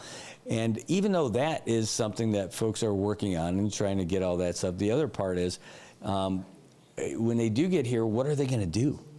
What are the things that we've got? What is our offer? Who are we as a tourism destination? You think you got a handle on this issue, but there's so many. And that's why it's great, because the folks from MBA doing this new rebranding and everything hopefully will help to turn a page on this. Had some great conversations with folks about, how are we really going to highlight the culture? Because I believe this. I believe that people will come here just to learn about the culture, to know about it, and not just to read it in a book, but to experience it. Like they talked about that far from ordinary, getting to know folks, being able to walk down the beach and people inviting you over. What we need to do is really start cleaning up some of our stuff too. Make Garapan not look like a scary ghost town. And those people who are going down the streets, we've got a big story coming up about the litter in Garapan, about, I'll just call them the bums in Garapan. Do you want to walk down the street and see these guys drinking beers, just throwing stuff down on the side of the street? Just saw it again yesterday on our way into the studio. And these folks need to be either held accountable, and we also need to have some kind of a Garapan task force. What about the villages? Yeah, I know. We got to start somewhere for the tourists. If they're going to be walking around there, it's got to be something. We could take care of our villages, but there's nobody taking care of Garapan right now. That's a big topic we'll get into. But first, what we're going to do is take a real quick break. We're going to get you the latest news update from, it looks like, just come on, let me see. I hope it's ready. I hope it's ready from AP. If it's not, then we're going to go, it is. All right, so we're going to give you a quick break from the Associated Press and get our guests set up right now. We've got a couple of legends coming in here. I mean, this guy, he's got a song written about him and everything, and about coming home and all this other stuff. So here's a quick update from the Associated Press while we get our guests all set up for you, so don't go anywhere. AP News, I'm Ben Thomas. Ukrainian President Volodymyr Zelensky's reaffirmed his refusal to cede territory to Russia. At Donahue on how that's going over here in Washington. President Trump says Ukraine must accept the reality it is facing a much bigger, stronger foe in Russia. They have to play ball. If they don't read agreements, potential agreements, it's not easy with Russia because Russia has the upper hand. And they always did. They're much bigger. The president told Politico Ukraine must be willing to make concessions, including territory. I give the people of Ukraine and the military of Ukraine tremendous credit for the bravery and for the fighting and all of that. But, at some point, size will win generally. Meantime, in Italy today, Ukrainian President Volodymyr Zelensky reaffirmed his refusal to cede territory, resisting U.S. pressure for compromise with Russia. He emphasized Ukraine's legal and moral stance against giving up land. Both sides continue to exchange attacks with drones. I'm Ed Donahue. The Supreme Court's heard arguments over limits on political party spending in federal elections. Conservative justices appear to back a Republican-led drive supported by the Trump administration to overturn a 2001 decision. Economic news: job openings barely budged in October, coming in just below 7.7 million. The Labor Department report also shows layoffs rose and the number of people quitting their jobs, a sign of confidence in the labor market, fell in October.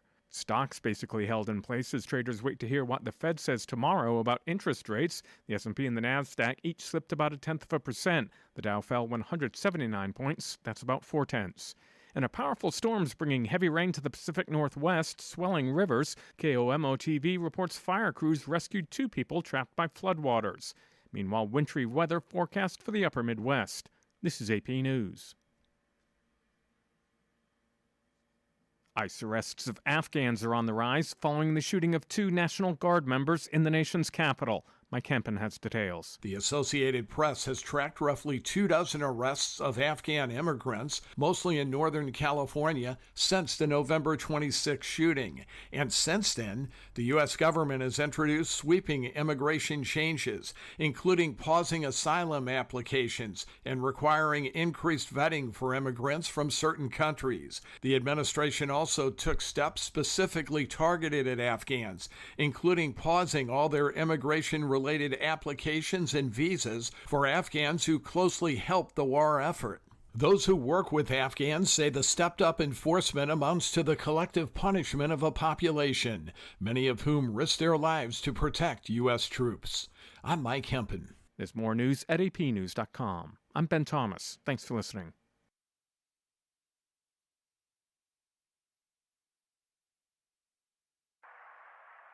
If you see something, say something, and stay anonymous. Call Crime Stoppers at 234-7272 or submit a tip online at nmicrimestoppers.com. No names, no caller ID, no recordings, just your info. And if your tip leads to an arrest, you could earn up to $1,000 in cash. Your tips have helped take hundreds of criminals off the streets in the NMI. It works because of you. Crime Stoppers, we want your information, not your name.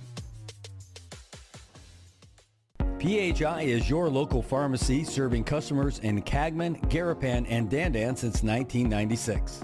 Shop PHI Pharmacy for all your prescriptions, and we even offer a large line of multivitamin supplements. Our Dandan location is open weekdays from 8 to 6 and 8 to 4 on weekends. Or visit our Garapan and Cagman locations weekdays from 8 to 6 and 8 to 1 on Saturdays. Check us out online at phipharmacy.com or follow us on Facebook. PHI is a locally owned independent community Health Mart pharmacy. Health Mart, taking the time to listen and care.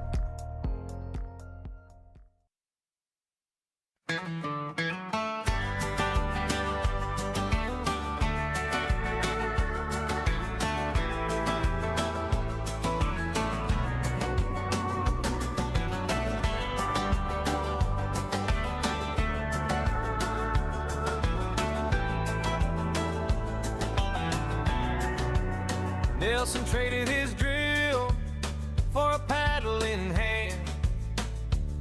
Left the dentist chair for the pickleball stand. He's slicing shots, chasing dreams, crossing the sand. He's got a serve that'll make you understand. All right. Hey, welcome back, Marianas. It is Wednesday, December 10th. It is 8:36 a.m., and we are having a great time here on Good Morning Marianas. And yeah, Caleb, I like that, the comment. I know it's about what we were saying, getting out bum culture. Wouldn't that be a great idea to start a new clothing line? Hashtag bum culture. I love that idea. All right. Well, hey, I got a couple of folks out here who are definitely, maybe I could get them to buy some of those T-shirts when we get it going. But right now, they are out there changing culture one serve at a time, one quart at a time. We've got Nelson and Donna Crum in studio with us today. We're going to be talking some pickleball stuff and about what's been happening where they've been. But Dental, Donna, and Nelson, no surrender, no fear. No pain. No pain. No pain, no. Crum, he's on the show.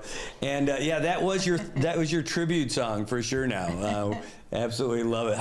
Thanks for coming. Oh, thanks for Thank having you, us. Brad. This is exciting to be here. that. And thank you for that new song.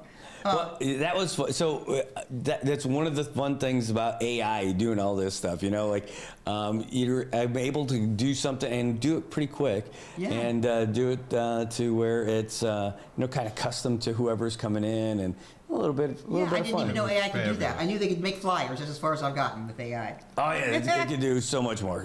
But that's part of it. In fact, we were talking about stuff this morning in one of our veterans groups. They were talking about, hey, do you guys ever use AI? I'm like, yeah, I think everybody does. They're like, well, what does it tell you about this? I'm like, well, it told me, it said, I bet you were really hooah before you got fat. I'm like, nice, really great.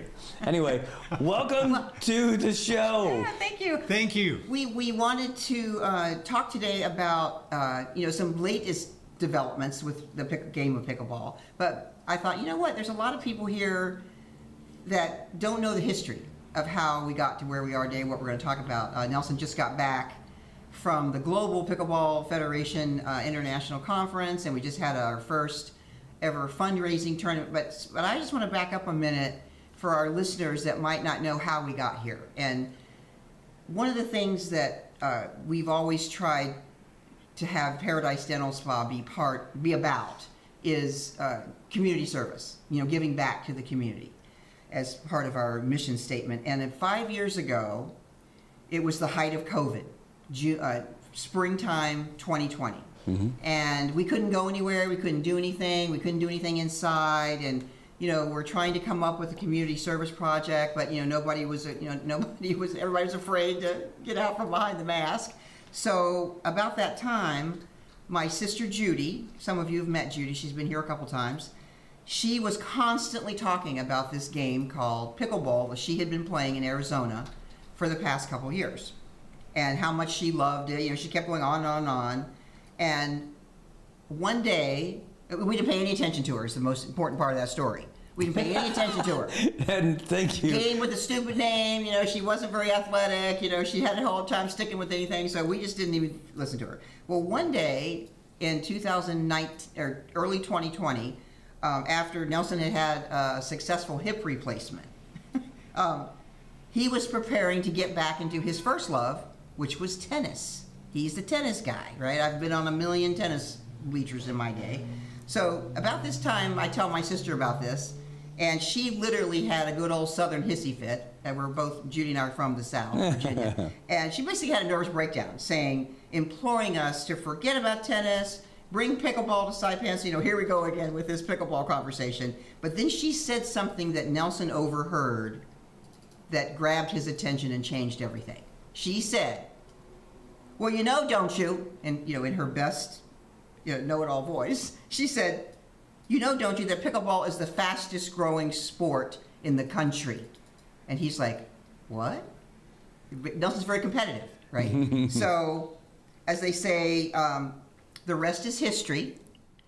And Nelson and I, at that point, our home became one big YouTube video because we did not know anything about the game. We had no one to help us.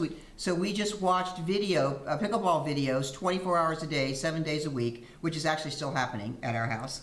And we played the very first game in June 2020 on a taped court in the parking lot of Paradise Dental Spa with about 4 or 5 of our, 6 or 7 maybe, of our dental office people. In fact, I think I sent Brad, it's actually on the Pickleball Saipan Facebook page, a picture of the original court, which you can still play. You can still see the lines. And from there, I'm going to let Nelson take over, but that's how it all started. I was on a tape court.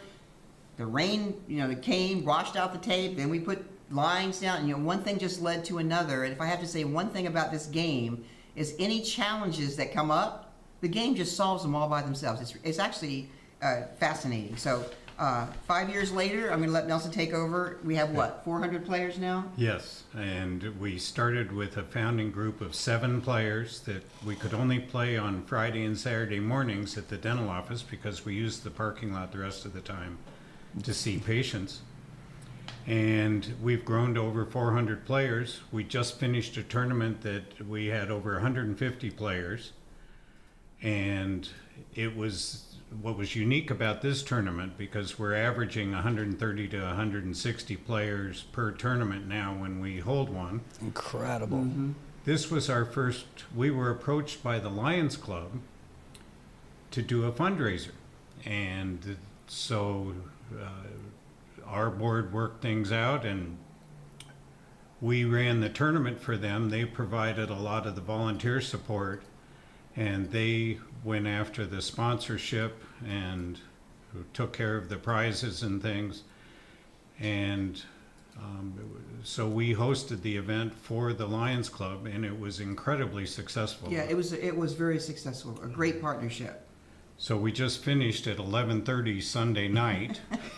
Wow. A 3-day tournament. Yeah, I was going past there that 3 late. days. I'm like, they can't still be. And you know, what was more interesting is that it wasn't just that it was late, it was packed. Yes. People were all around the courts. And I think, so Sunday night, I was getting stuff ready so that everything would pop on Monday at midnight, right? So everything's good to go.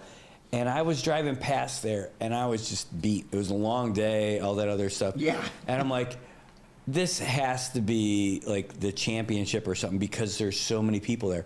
But if you just finished at 11:30, that wasn't even the championship level stuff, because there were people on all the courts when I was going by. I'm like, it'll never end. Like, if I go there now, I'm going to be here probably till 11:30. It like you ends when the said. lights go out. Yeah. At 11. Incredible. It's so popular. It's reaching across all kinds of boundaries. There's every demographic is playing. Everybody is out there. And what a great community it is. Well, and it's the community part of it that's so special.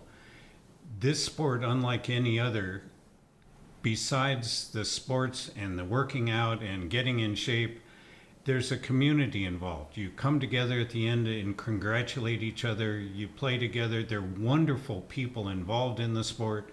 It's just so fun. And it brings joy to so many people and I can't think of another sport that does that. And there's probably, we have many cultures here, which is what makes this place so amazing.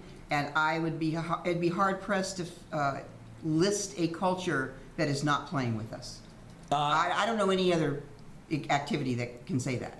Well, it's packed, and it's everybody. I mean, it's literally everybody is out there. Again, from every background. Like, I saw it when I saw it at Capitol Hill. I saw it down there at the courts and AMP. You guys just have everybody. Everybody's playing this sport. Yes. You know, the only one who isn't playing is me, and I have the best paddle. Yeah, and you got a paddle for your birthday. I got the best paddle. From Paradise Dental. What Gave you a paddle. I need to do is get out of this office sometime and be able to go and use it. Yeah. We could put a pickleball court in here if you wanted, with a mini net and... It's just about the right size. It's not exact, but it's pretty close. Yeah. Well, you know, in addition to the Lions Club, who our liaison there was Melvin Gallopon, and they do amazing community work, the Lions Club. So it was the proceeds that will go to them will help that. But I also want to shout out to one of our board members, one of the Pickleball Federation board members, Dr. Riza Liwag, I think is how you say your last name. Anyway, she put together, to get ready for this tournament for the Lions Club, 6 weeks of trainings for beginners. So we were going to have brand new, whoever, Lions Club and whoever else, never played before. And the reason I'm bringing that up is I don't want anyone out there to ever forget that has never played before. The most important person on any pickleball court worldwide, in our opinion, is the brand new player who has never picked up a racket, right? Paddle. Bad girl. No, that makes sense, because they're so new they don't even know it's called a paddle. That's how you build. That's how you build anything, whether it's a business or a sport. Is you love on your new people, and you make them feel welcome, and you give them lessons. So the lessons that she put together for 6 weeks, and she organized all of us volunteers. We were out there for 6 Saturdays, and these beginners were playing in that tournament, and they looked fantastic. We have a couple, 2 of them were from our dental office, and you know, they won medals, and it was just so fun to watch beginners, because if you don't take care of your beginners, they're never going to come back and experience the joy, and they're never going to, say anything nice about, the group. So we are very, very committed to our beginner players, and it was the first time we had ever done a 6-week training program to really get them ready to play in a tournament, and it was so joyful to watch them have such a great time. And we're very thankful to. And Dr. Risa is a teacher, so she had those teaching gifts, right? Oh, it was just fantastic. It was fantastic. Well, awesome. So this was a real big tournament. You guys raised some money to do some good stuff. Well, that's another thing. It was the first time, Nelson mentioned this, it was the very first time that we had ever used the sport of pickleball, the Federation is the first time, as a fundraising vehicle. And we had never thought of that until the Lions Club came to us. But we thought, wait, we're in the middle of a tough economy, austerity. This is the perfect use for this game because these people, they will sign up for a tournament every weekend. They have no qualms about putting their $25 into playing a tournament. They love it so much. So why not use that? We sell T-shirts. We sold food. We had raffle prizes. So why not use that to help the community in all these tight times? So we were very excited. That was the first that we've ever done anything like that. And we will be taking that show on the road. In fact, my vision for that is maybe like a once a year, because it's a lot of work, and have the nonprofits compete to be chosen. For that, because it's going to be a big deal every single time. Anyway, we had 6 people from Tinny Income. Arlie Long and her friends were there. That was really fun.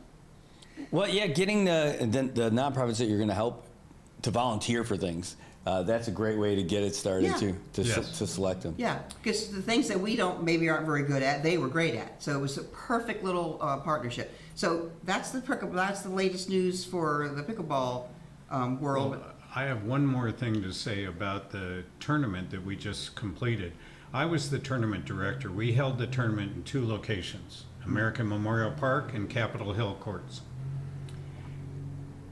Maravik Dunlap ran the Capitol Hill Courts and Dr. Risa Lewiak ran the American Memorial Park. And they did a phenomenal job keeping score. These women want to play, and they forewent the ability to play to help with running the event. And Nikki Nichols was another one that loves to play pickleball, but he just helped out any way he could and passed on being in the event.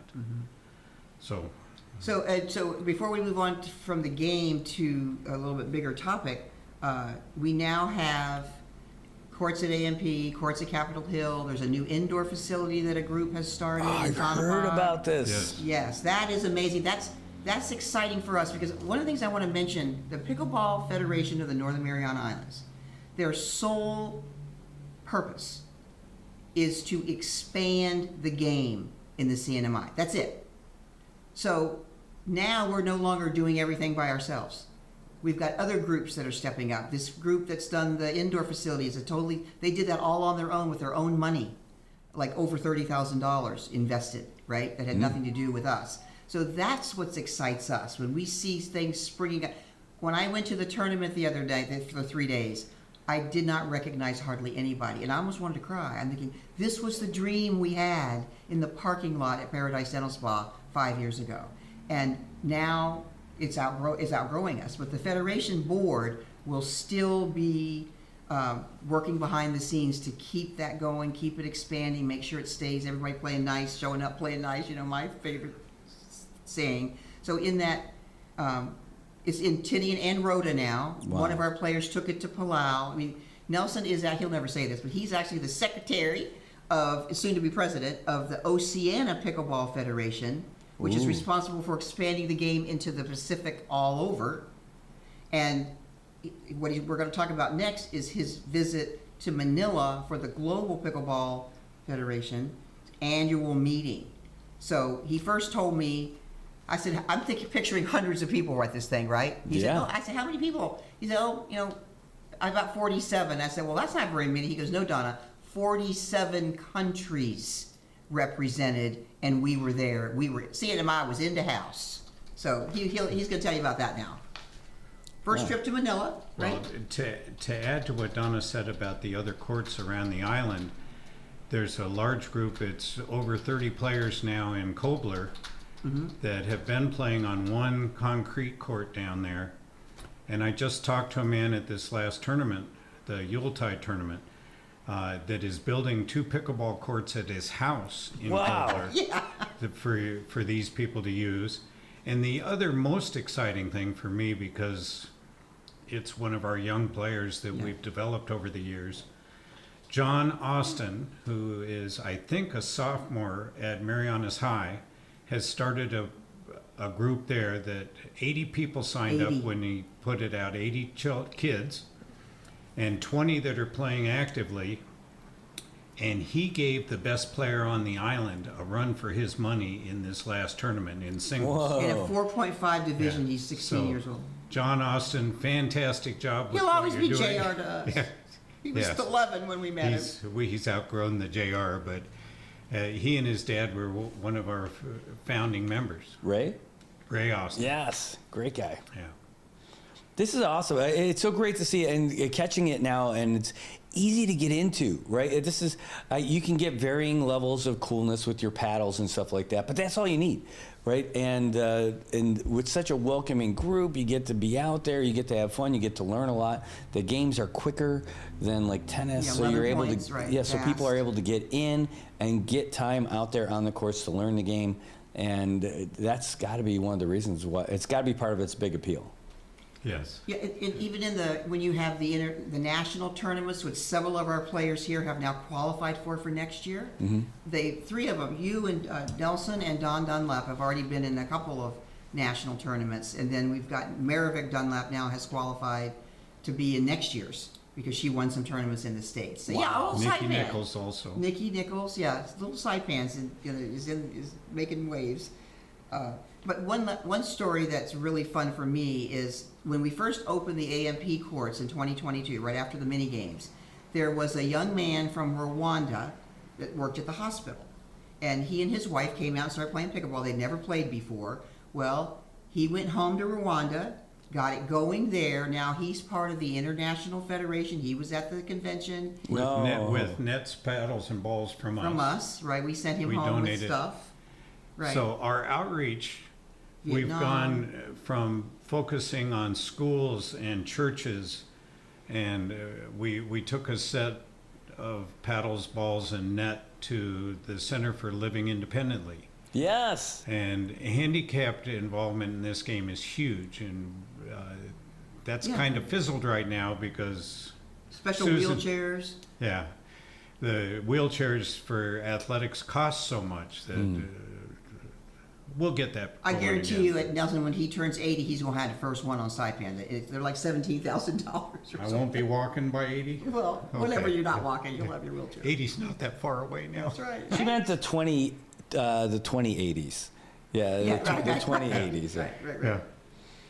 So, back to the community outreach part, it's not just about people having fun playing the game. We at Paradise Dental, we want to keep expanding things, like Nelson's talking about with the schools and the churches. We are in the prison now. We have a couple courts that we did in Commissioner Torres let us put courts in the prison. There's a whole prison ministry in the States that we're trying to kick off here too. So we want to keep it, at least from the Federation standpoint, a community service project always, not just people out there having fun. Well, we took a tour of the prison, oh my gosh, it's been like 10, 11 years ago when I was with KSPM. And they got those indoor basketball courts to be a perfect spot for pickleball. That's where they are. Yeah. No kidding. And you don't have to chase the balls. You don't have to worry about them going outside of the courts or anything. Good to go. So we had fun. We took them some fairly inexpensive wooden paddles in the beginning. We took them 8 paddles, and the second day they had broken 3 of them already. I said, "Are they hitting each other with them?" A bad thing to say to the inmates. But our outreach then, besides our local experience, we have reached out. Donna mentioned Rwanda, Vietnam. Several years ago, we took Hanoi their 3rd portable net, and I just heard at the convention that I'm going to talk about, there are 18 million players in It has Vietnam. Wow, 18 million. Exploded. 18 million. We are like the hub of pickleball for the region now. So we've sent a set to South Korea, Vietnam, Rwanda, I think that's better. and that's it. Palau, yeah, the other Pastor. islands here. How about closer to home? How is it in Guam? Oh, they started before us. Guam started a year before us. They got involved with the Federation about the same time as us, and they're having some growing pains. Their board recently completely resigned. Oh. And they're working on replacing their board right now. But they have the Guam National Tennis Center. If you've seen that, a beautiful Yeah, it's tennis. incredible. Yeah, They have 4 pickleball dedicated courts courts there. Really? Yes. That's relatively new. Yeah. I mean, I've been there, and I just didn't look at all the courts. I was there for Little League baseball stuff, Yeah. which is right next door. Oh no, actually no, Harmon. It's soccer, right? Soccer is right there too. Yeah, that whole It's a facility, huge yeah. facility. Yeah, so they got a little bit of everything. But I saw that, and I'm like, I could not get over how amazing it was. It's all open air, though. You would think that maybe they would have something covered. I know. We have weather, but they've been working on indoor facilities. They've been working on facilities around the island of Guam, but their numbers are about the same as ours in terms of players. But you know, I'll tell you what. So I know that not to derail where we're going with this stuff, but they have a facility in Guam. Since you're able to have those portable nets, and they work just as fine, right? Yeah. In the UOG Fieldhouse, you guys could host there an international tournament that people would fly in for. That's in the vision board. You know, that should be something they do because of all the things that you can have going at the same time. Visually, it would be stunning. For facilities, they've got training rooms, they've got all kinds of stuff you can stream from there. You can stream all the big events and promote it the whole way. It would be amazing. We don't have anything like that here, but it could be something major for them. You're going to hear a little bit more about that. Kind of like the hell of the Marianas, but with pickleball, and not be hell. Yeah, well, I mean, fun, like easy. the U.S. Open, but like where everybody's in the same covered spot. Yeah. Or where you're able to do it. Anyway, so So tell us about what you've learned in Manila. So my dream, when I can rest and die and go to bed, is to have a 16-court internationally recognized facility where we can host tournaments with players from around the world. Wow. But that's future talk. What just happened, I just returned from Manila, where they held the Global Pickleball Federation's 2nd annual general membership meeting. That's a lot of words. There are 2 international organizations, the Global Pickleball Federation and the UWPF United. So that federation and the Global Pickleball Federation both have the same agenda of having pickleball become an Olympic sport. That's the goal. In 2032 in Australia. And Brisbane is hosting the event in 2032, and we're hoping to be an Olympic sport by then. Well, one of the things that the Global Pickleball Federation is facing, and the UWPF, is the Olympics. The International Olympic Committee only recognizes one international body, so they have to combine. And so there's work underway to get committees going to work between those 2 organizations. That was talked about at the meeting, but the most spectacular thing for me were the sheer numbers that are coming out of Asia right now. Yeah. And these numbers are almost scary. In Asia, 1.9 billion people have heard about pickleball. 812 million have played at least once. 282 million are playing at least once a month. And those stats, first of all, when you think about our tourism industry coming back, it's Asia. To bring sports tourism in a big way through pickleball back to the island is fantastic. And one of the fun things that just happened, I got a text from a contact in Guam. And this, you're hearing it first on your show. PIC wants to convert one of their courts to pickleball. What? That's here in Saipan? In Saipan. No way. That's great. So they'll be the first hotel to have done that. Well, and they've got the courts to do it.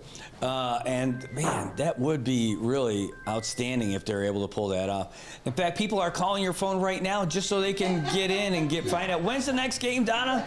Okay. Do you guys get to? Will this be something where you end up changing some of those names? Like, do you have a Paddle Paul or someone else for this? I mean, this is really great news. Really big news, not just for the federation. But for the players out here to be able to have a place, I can't imagine why other folks wouldn't, because this thing has grown so big. Well, it's like when we travel now, we're not going to travel anywhere where we can't play pickleball. So you've probably got people in our Asian markets that we're trying to attract here that already play, and if they have that additionally available, they'll come here versus someplace else.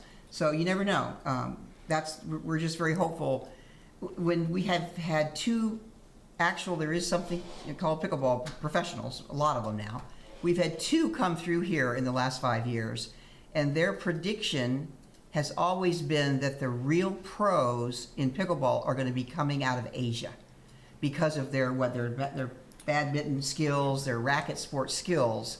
So you're seeing this boom now in Asia of people playing. There's no reason we can't hopefully tap into that as part of our tourism recovery. I mean, it's not a huge part. I'm not saying it's the answer to everything, but every little bit helps. And we take very seriously at Paradise Dental that when they say tourism is everybody's business. So if the Pickleball Federation board can work on that too, right? It's part of our, our master vision board of things that we want to help with. Well, all of the events that MVA does, all these, the running events, the biking, all of them, all of the numbers that really bolster it are the local ones. If you've already got like about 150 people in just your local event, that's not even reaching out to folks to come out. So imagine, now you have to start thinking about what kind of capacity are we going to have for doing all this kind of stuff. Right. And can we do like a takeover weekend or whatever for all these things? You guys have the ability to make something really big happen here. And I mean, you've got the fire is hot right now. You can strike on this thing and put that together. And hopefully, these guys have you reached out to like an MVA to say, hey, this is something? What I did a couple months ago, we had one of the last tournaments we had at the Hyatt, and we were staying there. Marianas Beach Resort. Marianas Beach Resort. I'm sorry. Marianas Beach Resort. And I was in a hotel, in one of the rooms high up. It was one of those beautiful Saipan sunny days, the water. So we were overlooking the courts that was overlooking the beach. And the water was gorgeous, the day was beautiful, and they were down there on the courts playing pickleball, and I took a picture. And I sent it to MVA because my vision was, get this on your brochure. Yeah. Right? I mean, I thought, oh my gosh, this is so inviting for anyone who's already playing. But you never know what attracts. We're still trying to figure out, what do people want when they come here? Well, that's an easy one. So, like, again, a triathlon is tough. You got to do your bike and all that other stuff, all the stuff. It's so a marathon, running is easy. You just need your running shoes. You're good to go. But pickleball, all you got to do is bring your paddle. Like, it's easy. It's an easy thing to go to and enjoy it. And you get to look at, like, out our window. Like, you get to be on courts that see that kind of stuff. The hardest thing... Are you able to play on a tennis court without the lines being perfectly outlined and all that stuff? You need the lines. But you can do it with tape. You don't have to have anything fancy. One of the things they showed us in Manila was the street where pickleball got started in Manila 8 years ago. And we played on the street the first night we were there. They bussed us all to this street. And... they have 8 courts that this street they close down every weekend and turn it into a park for the local residents. And they chalk the courts. Chalk. Wow. Every night. Yeah, it's really because the rain washes the chalk away the next day. We've the Guam people playing in Tamuning share 2 tennis courts with the tennis players. And the mayor won't let them paint lines on. They have to lay tape down and take it up every night they play. 3 times a week. They're diehards. What a great idea. So with all the work that's been done in downtown Garapan, If you did that on the Paseo, you close it off, which is how they designed that anyway.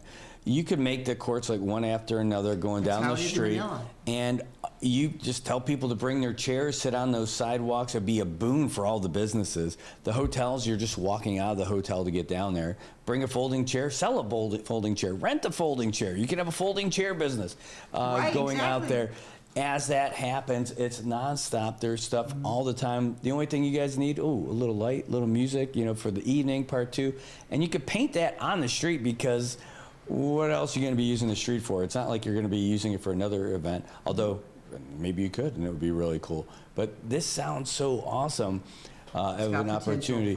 That's a great idea. Sure. Mm-hmm. Yes. All up and down the street, you're totally, and I don't think there's too much of a crown in the road where it's really going to make that much of an impact. Well, we played them on some terrible surfaces, doesn't matter. Let's talk about that parking lot again. No, so it sounds incredible. So now you have this big thing. How about for mini games or the Pacific Games? Or is it to be in the Pacific Games or be considered for the mini games, you have to be an Olympic sport. Yes, we have ways to go So there. the goal is to make it into the 2032 Olympics.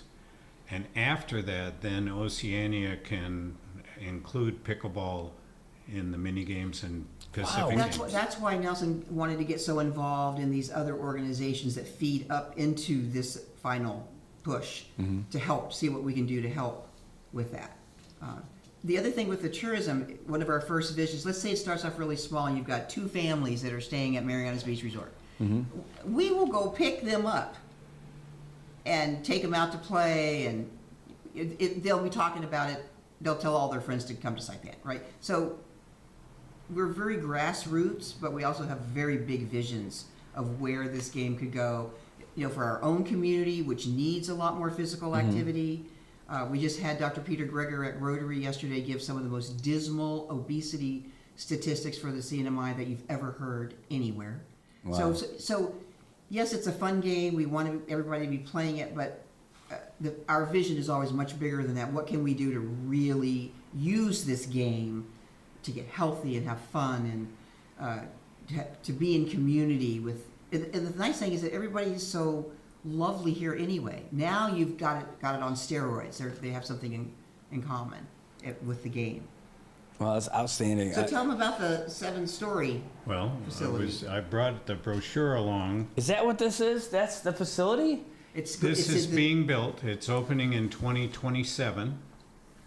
And it's called Helios. They did a presentation and were one of the sponsors for the Global Pickleball Federation meeting. 7 stories of pickleball. Jeez. And the top story has an exhibition court with 2,000 seats. That's the top story? For the spectators, 2,000 seats. Yeah. So when's that supposed to be ready? 2027. 2027. Wow. So that will be the premier tournament hub in Asia, probably, right? It'll be in Manila at this facility for now. Until something bigger and better is built. Yeah.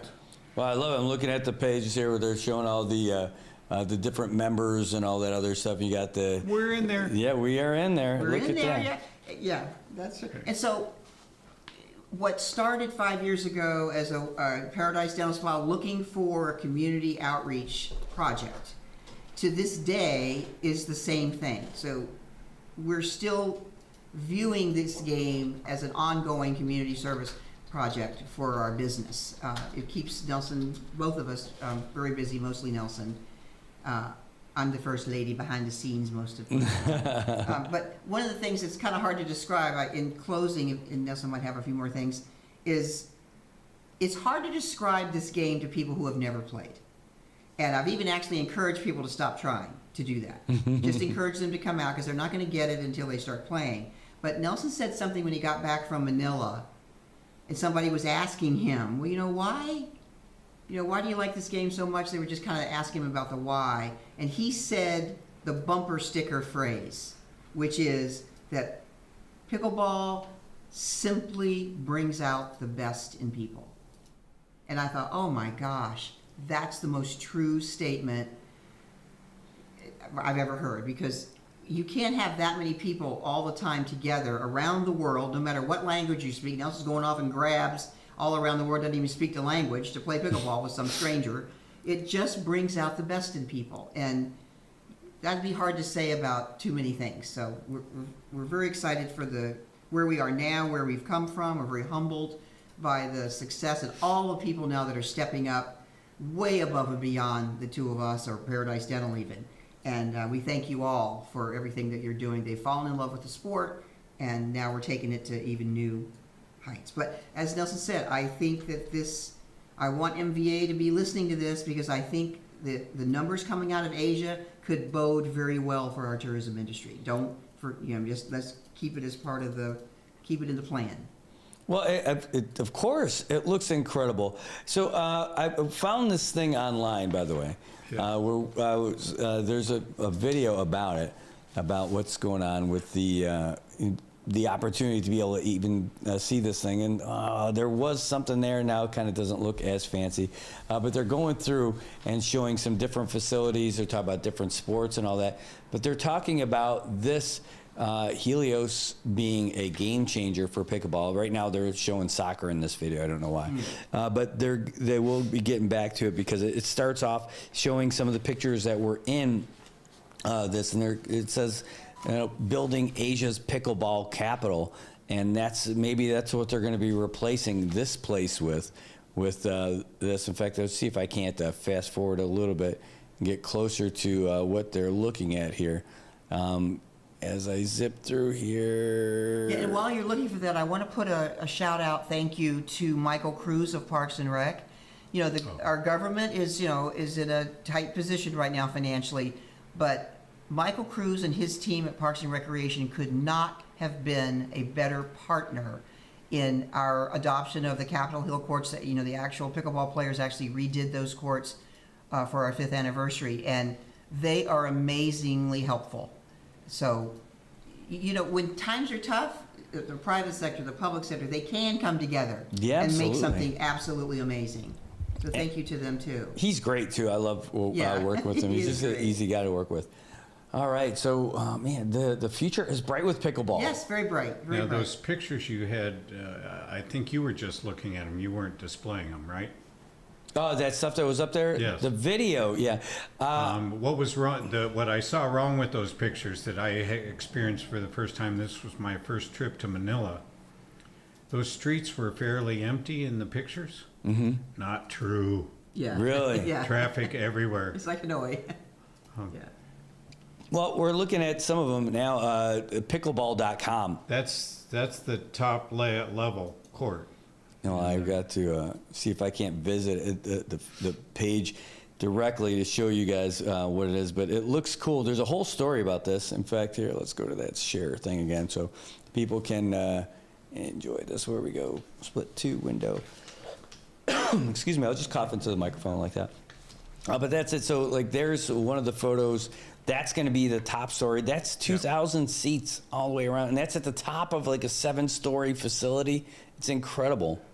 Beautiful. Oh. And they consulted Ben Johns, who's Yeah. the best player in the world, for the design.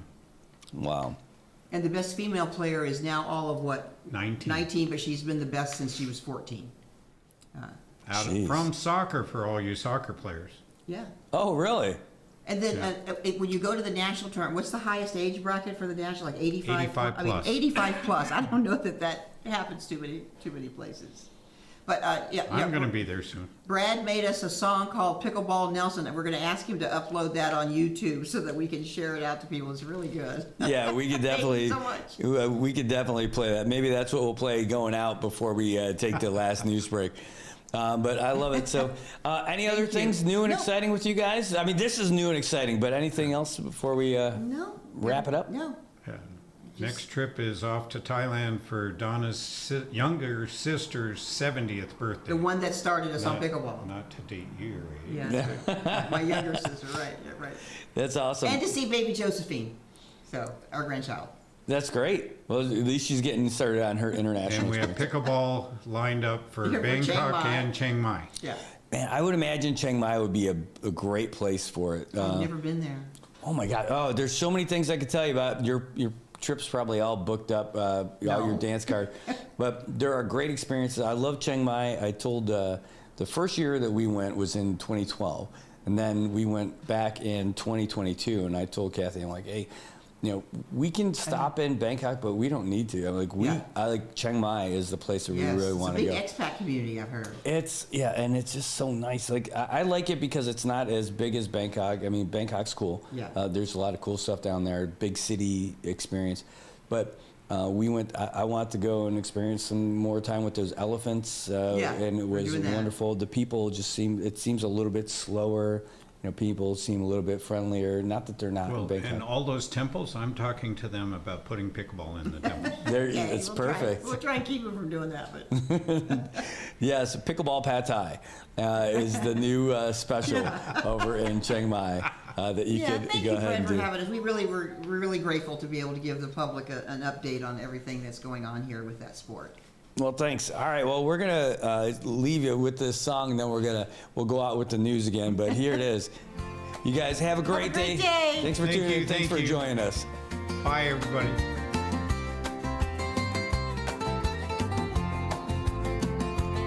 Nelson traded his drill for a paddle in hand. Left the dentist chair for the pickleball stand. He's slicing shots, chasing dreams, crossing the sand. He's got a serve that'll make you understand.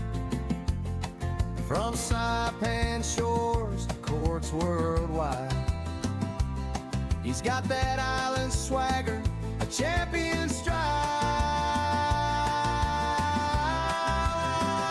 Pickleball Nelson, smashing through the air. From Saipan sunsets to anywhere. Then O'Donnell waits with a love so rare. In their paradise dental spell, they'll always care.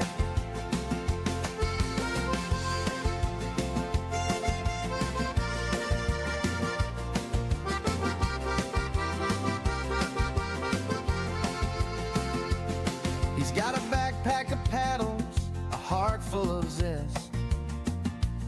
Flipping lobs in Rio, Asian serves in Budapest.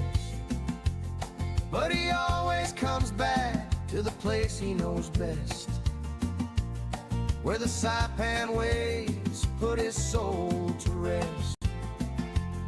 He's a globe-trotting star with a big island smile, but home's where Donna makes it all worthwhile. Pickleball Nelson, smashing through the air. From Saipan sunsets to anywhere. Dental Donna waits with a love so rare. In their paradise dental spa, they'll always care.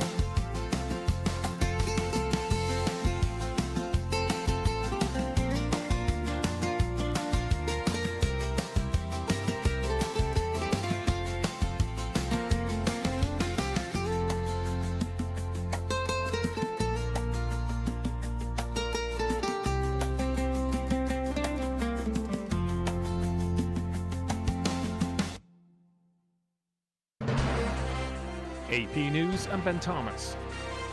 Ukraine and Russia have been exchanging more aerial strikes, each side saying the other fired more than 100 drones, with most being shot down. However, several regions of Ukraine faced emergency blackouts due to Russian attacks on energy infrastructure. Meantime, Saga Magani reports Pope Leo's adding his voice to criticism of U.S. proposals to end the war. At his vacation home south of Rome, the Pope hosted Ukrainian leader Volodymyr Zelensky, and reporters later asked the pontiff about a U.S. peace plan seemingly sidelining European nations. He said seeking a deal without including Europe in the talks is unrealistic, and the Pope appeared to address a broader question about the Trump administration's views on relations with Europe. Trying to break apart what I think needs to be a very important alliance today and in the future. Zelensky is re-upping a strong refusal to cede any territory to Russia in a peace deal. President Trump tells Politico Kyiv has to face the reality that Moscow has the upper hand. They have to play ball. Sagar Magani, Washington. A shooting at Kentucky State University. Police in Frankfurt say one person is dead, another in critical condition. The governor's office says a suspect is in custody. Opponents of Missouri's new congressional map say they've submitted a petition with 300,000 signatures calling for a statewide referendum on the plan. Illinois Governor J.B. Pritzker has signed a new law shielding immigrants from federal enforcement near courthouses, hospitals, university campuses, and daycares. It includes $10,000 in damages for unlawful arrests while attempting to attend a court proceeding. More than 4,000 people were arrested in the recent immigration crackdown. Data from early September through mid-October showed only 15% had criminal records. This is AP News. Seth Sutel now with the AP Markets Report. Stocks mostly held in place on Wall Street as investors wait to hear what the Federal Reserve will say about interest rates. The S&P 500 slipped 0.1% Tuesday. The Dow Jones Industrial Average fell 179 points. That's about 0.4%. The Nasdaq Composite added 0.1%. J.P. Morgan Chase fell 4.7%. The bank said its expenses could rise up to 9% next year. Treasury yields climbed in the bond market following an update on U.S. job openings. Traders are widely assuming the Fed will cut interest rates again on Wednesday. The bigger question is what the Fed will say about where rates might go next year. Seth Sutel, New York. That jobs report showed employers posted 7.7 million vacancies in October. Job openings peaked at more than 12 million in March 2022, after COVID lockdowns. There's more news at apnews.com. I'm Ben Thomas. Thanks for listening.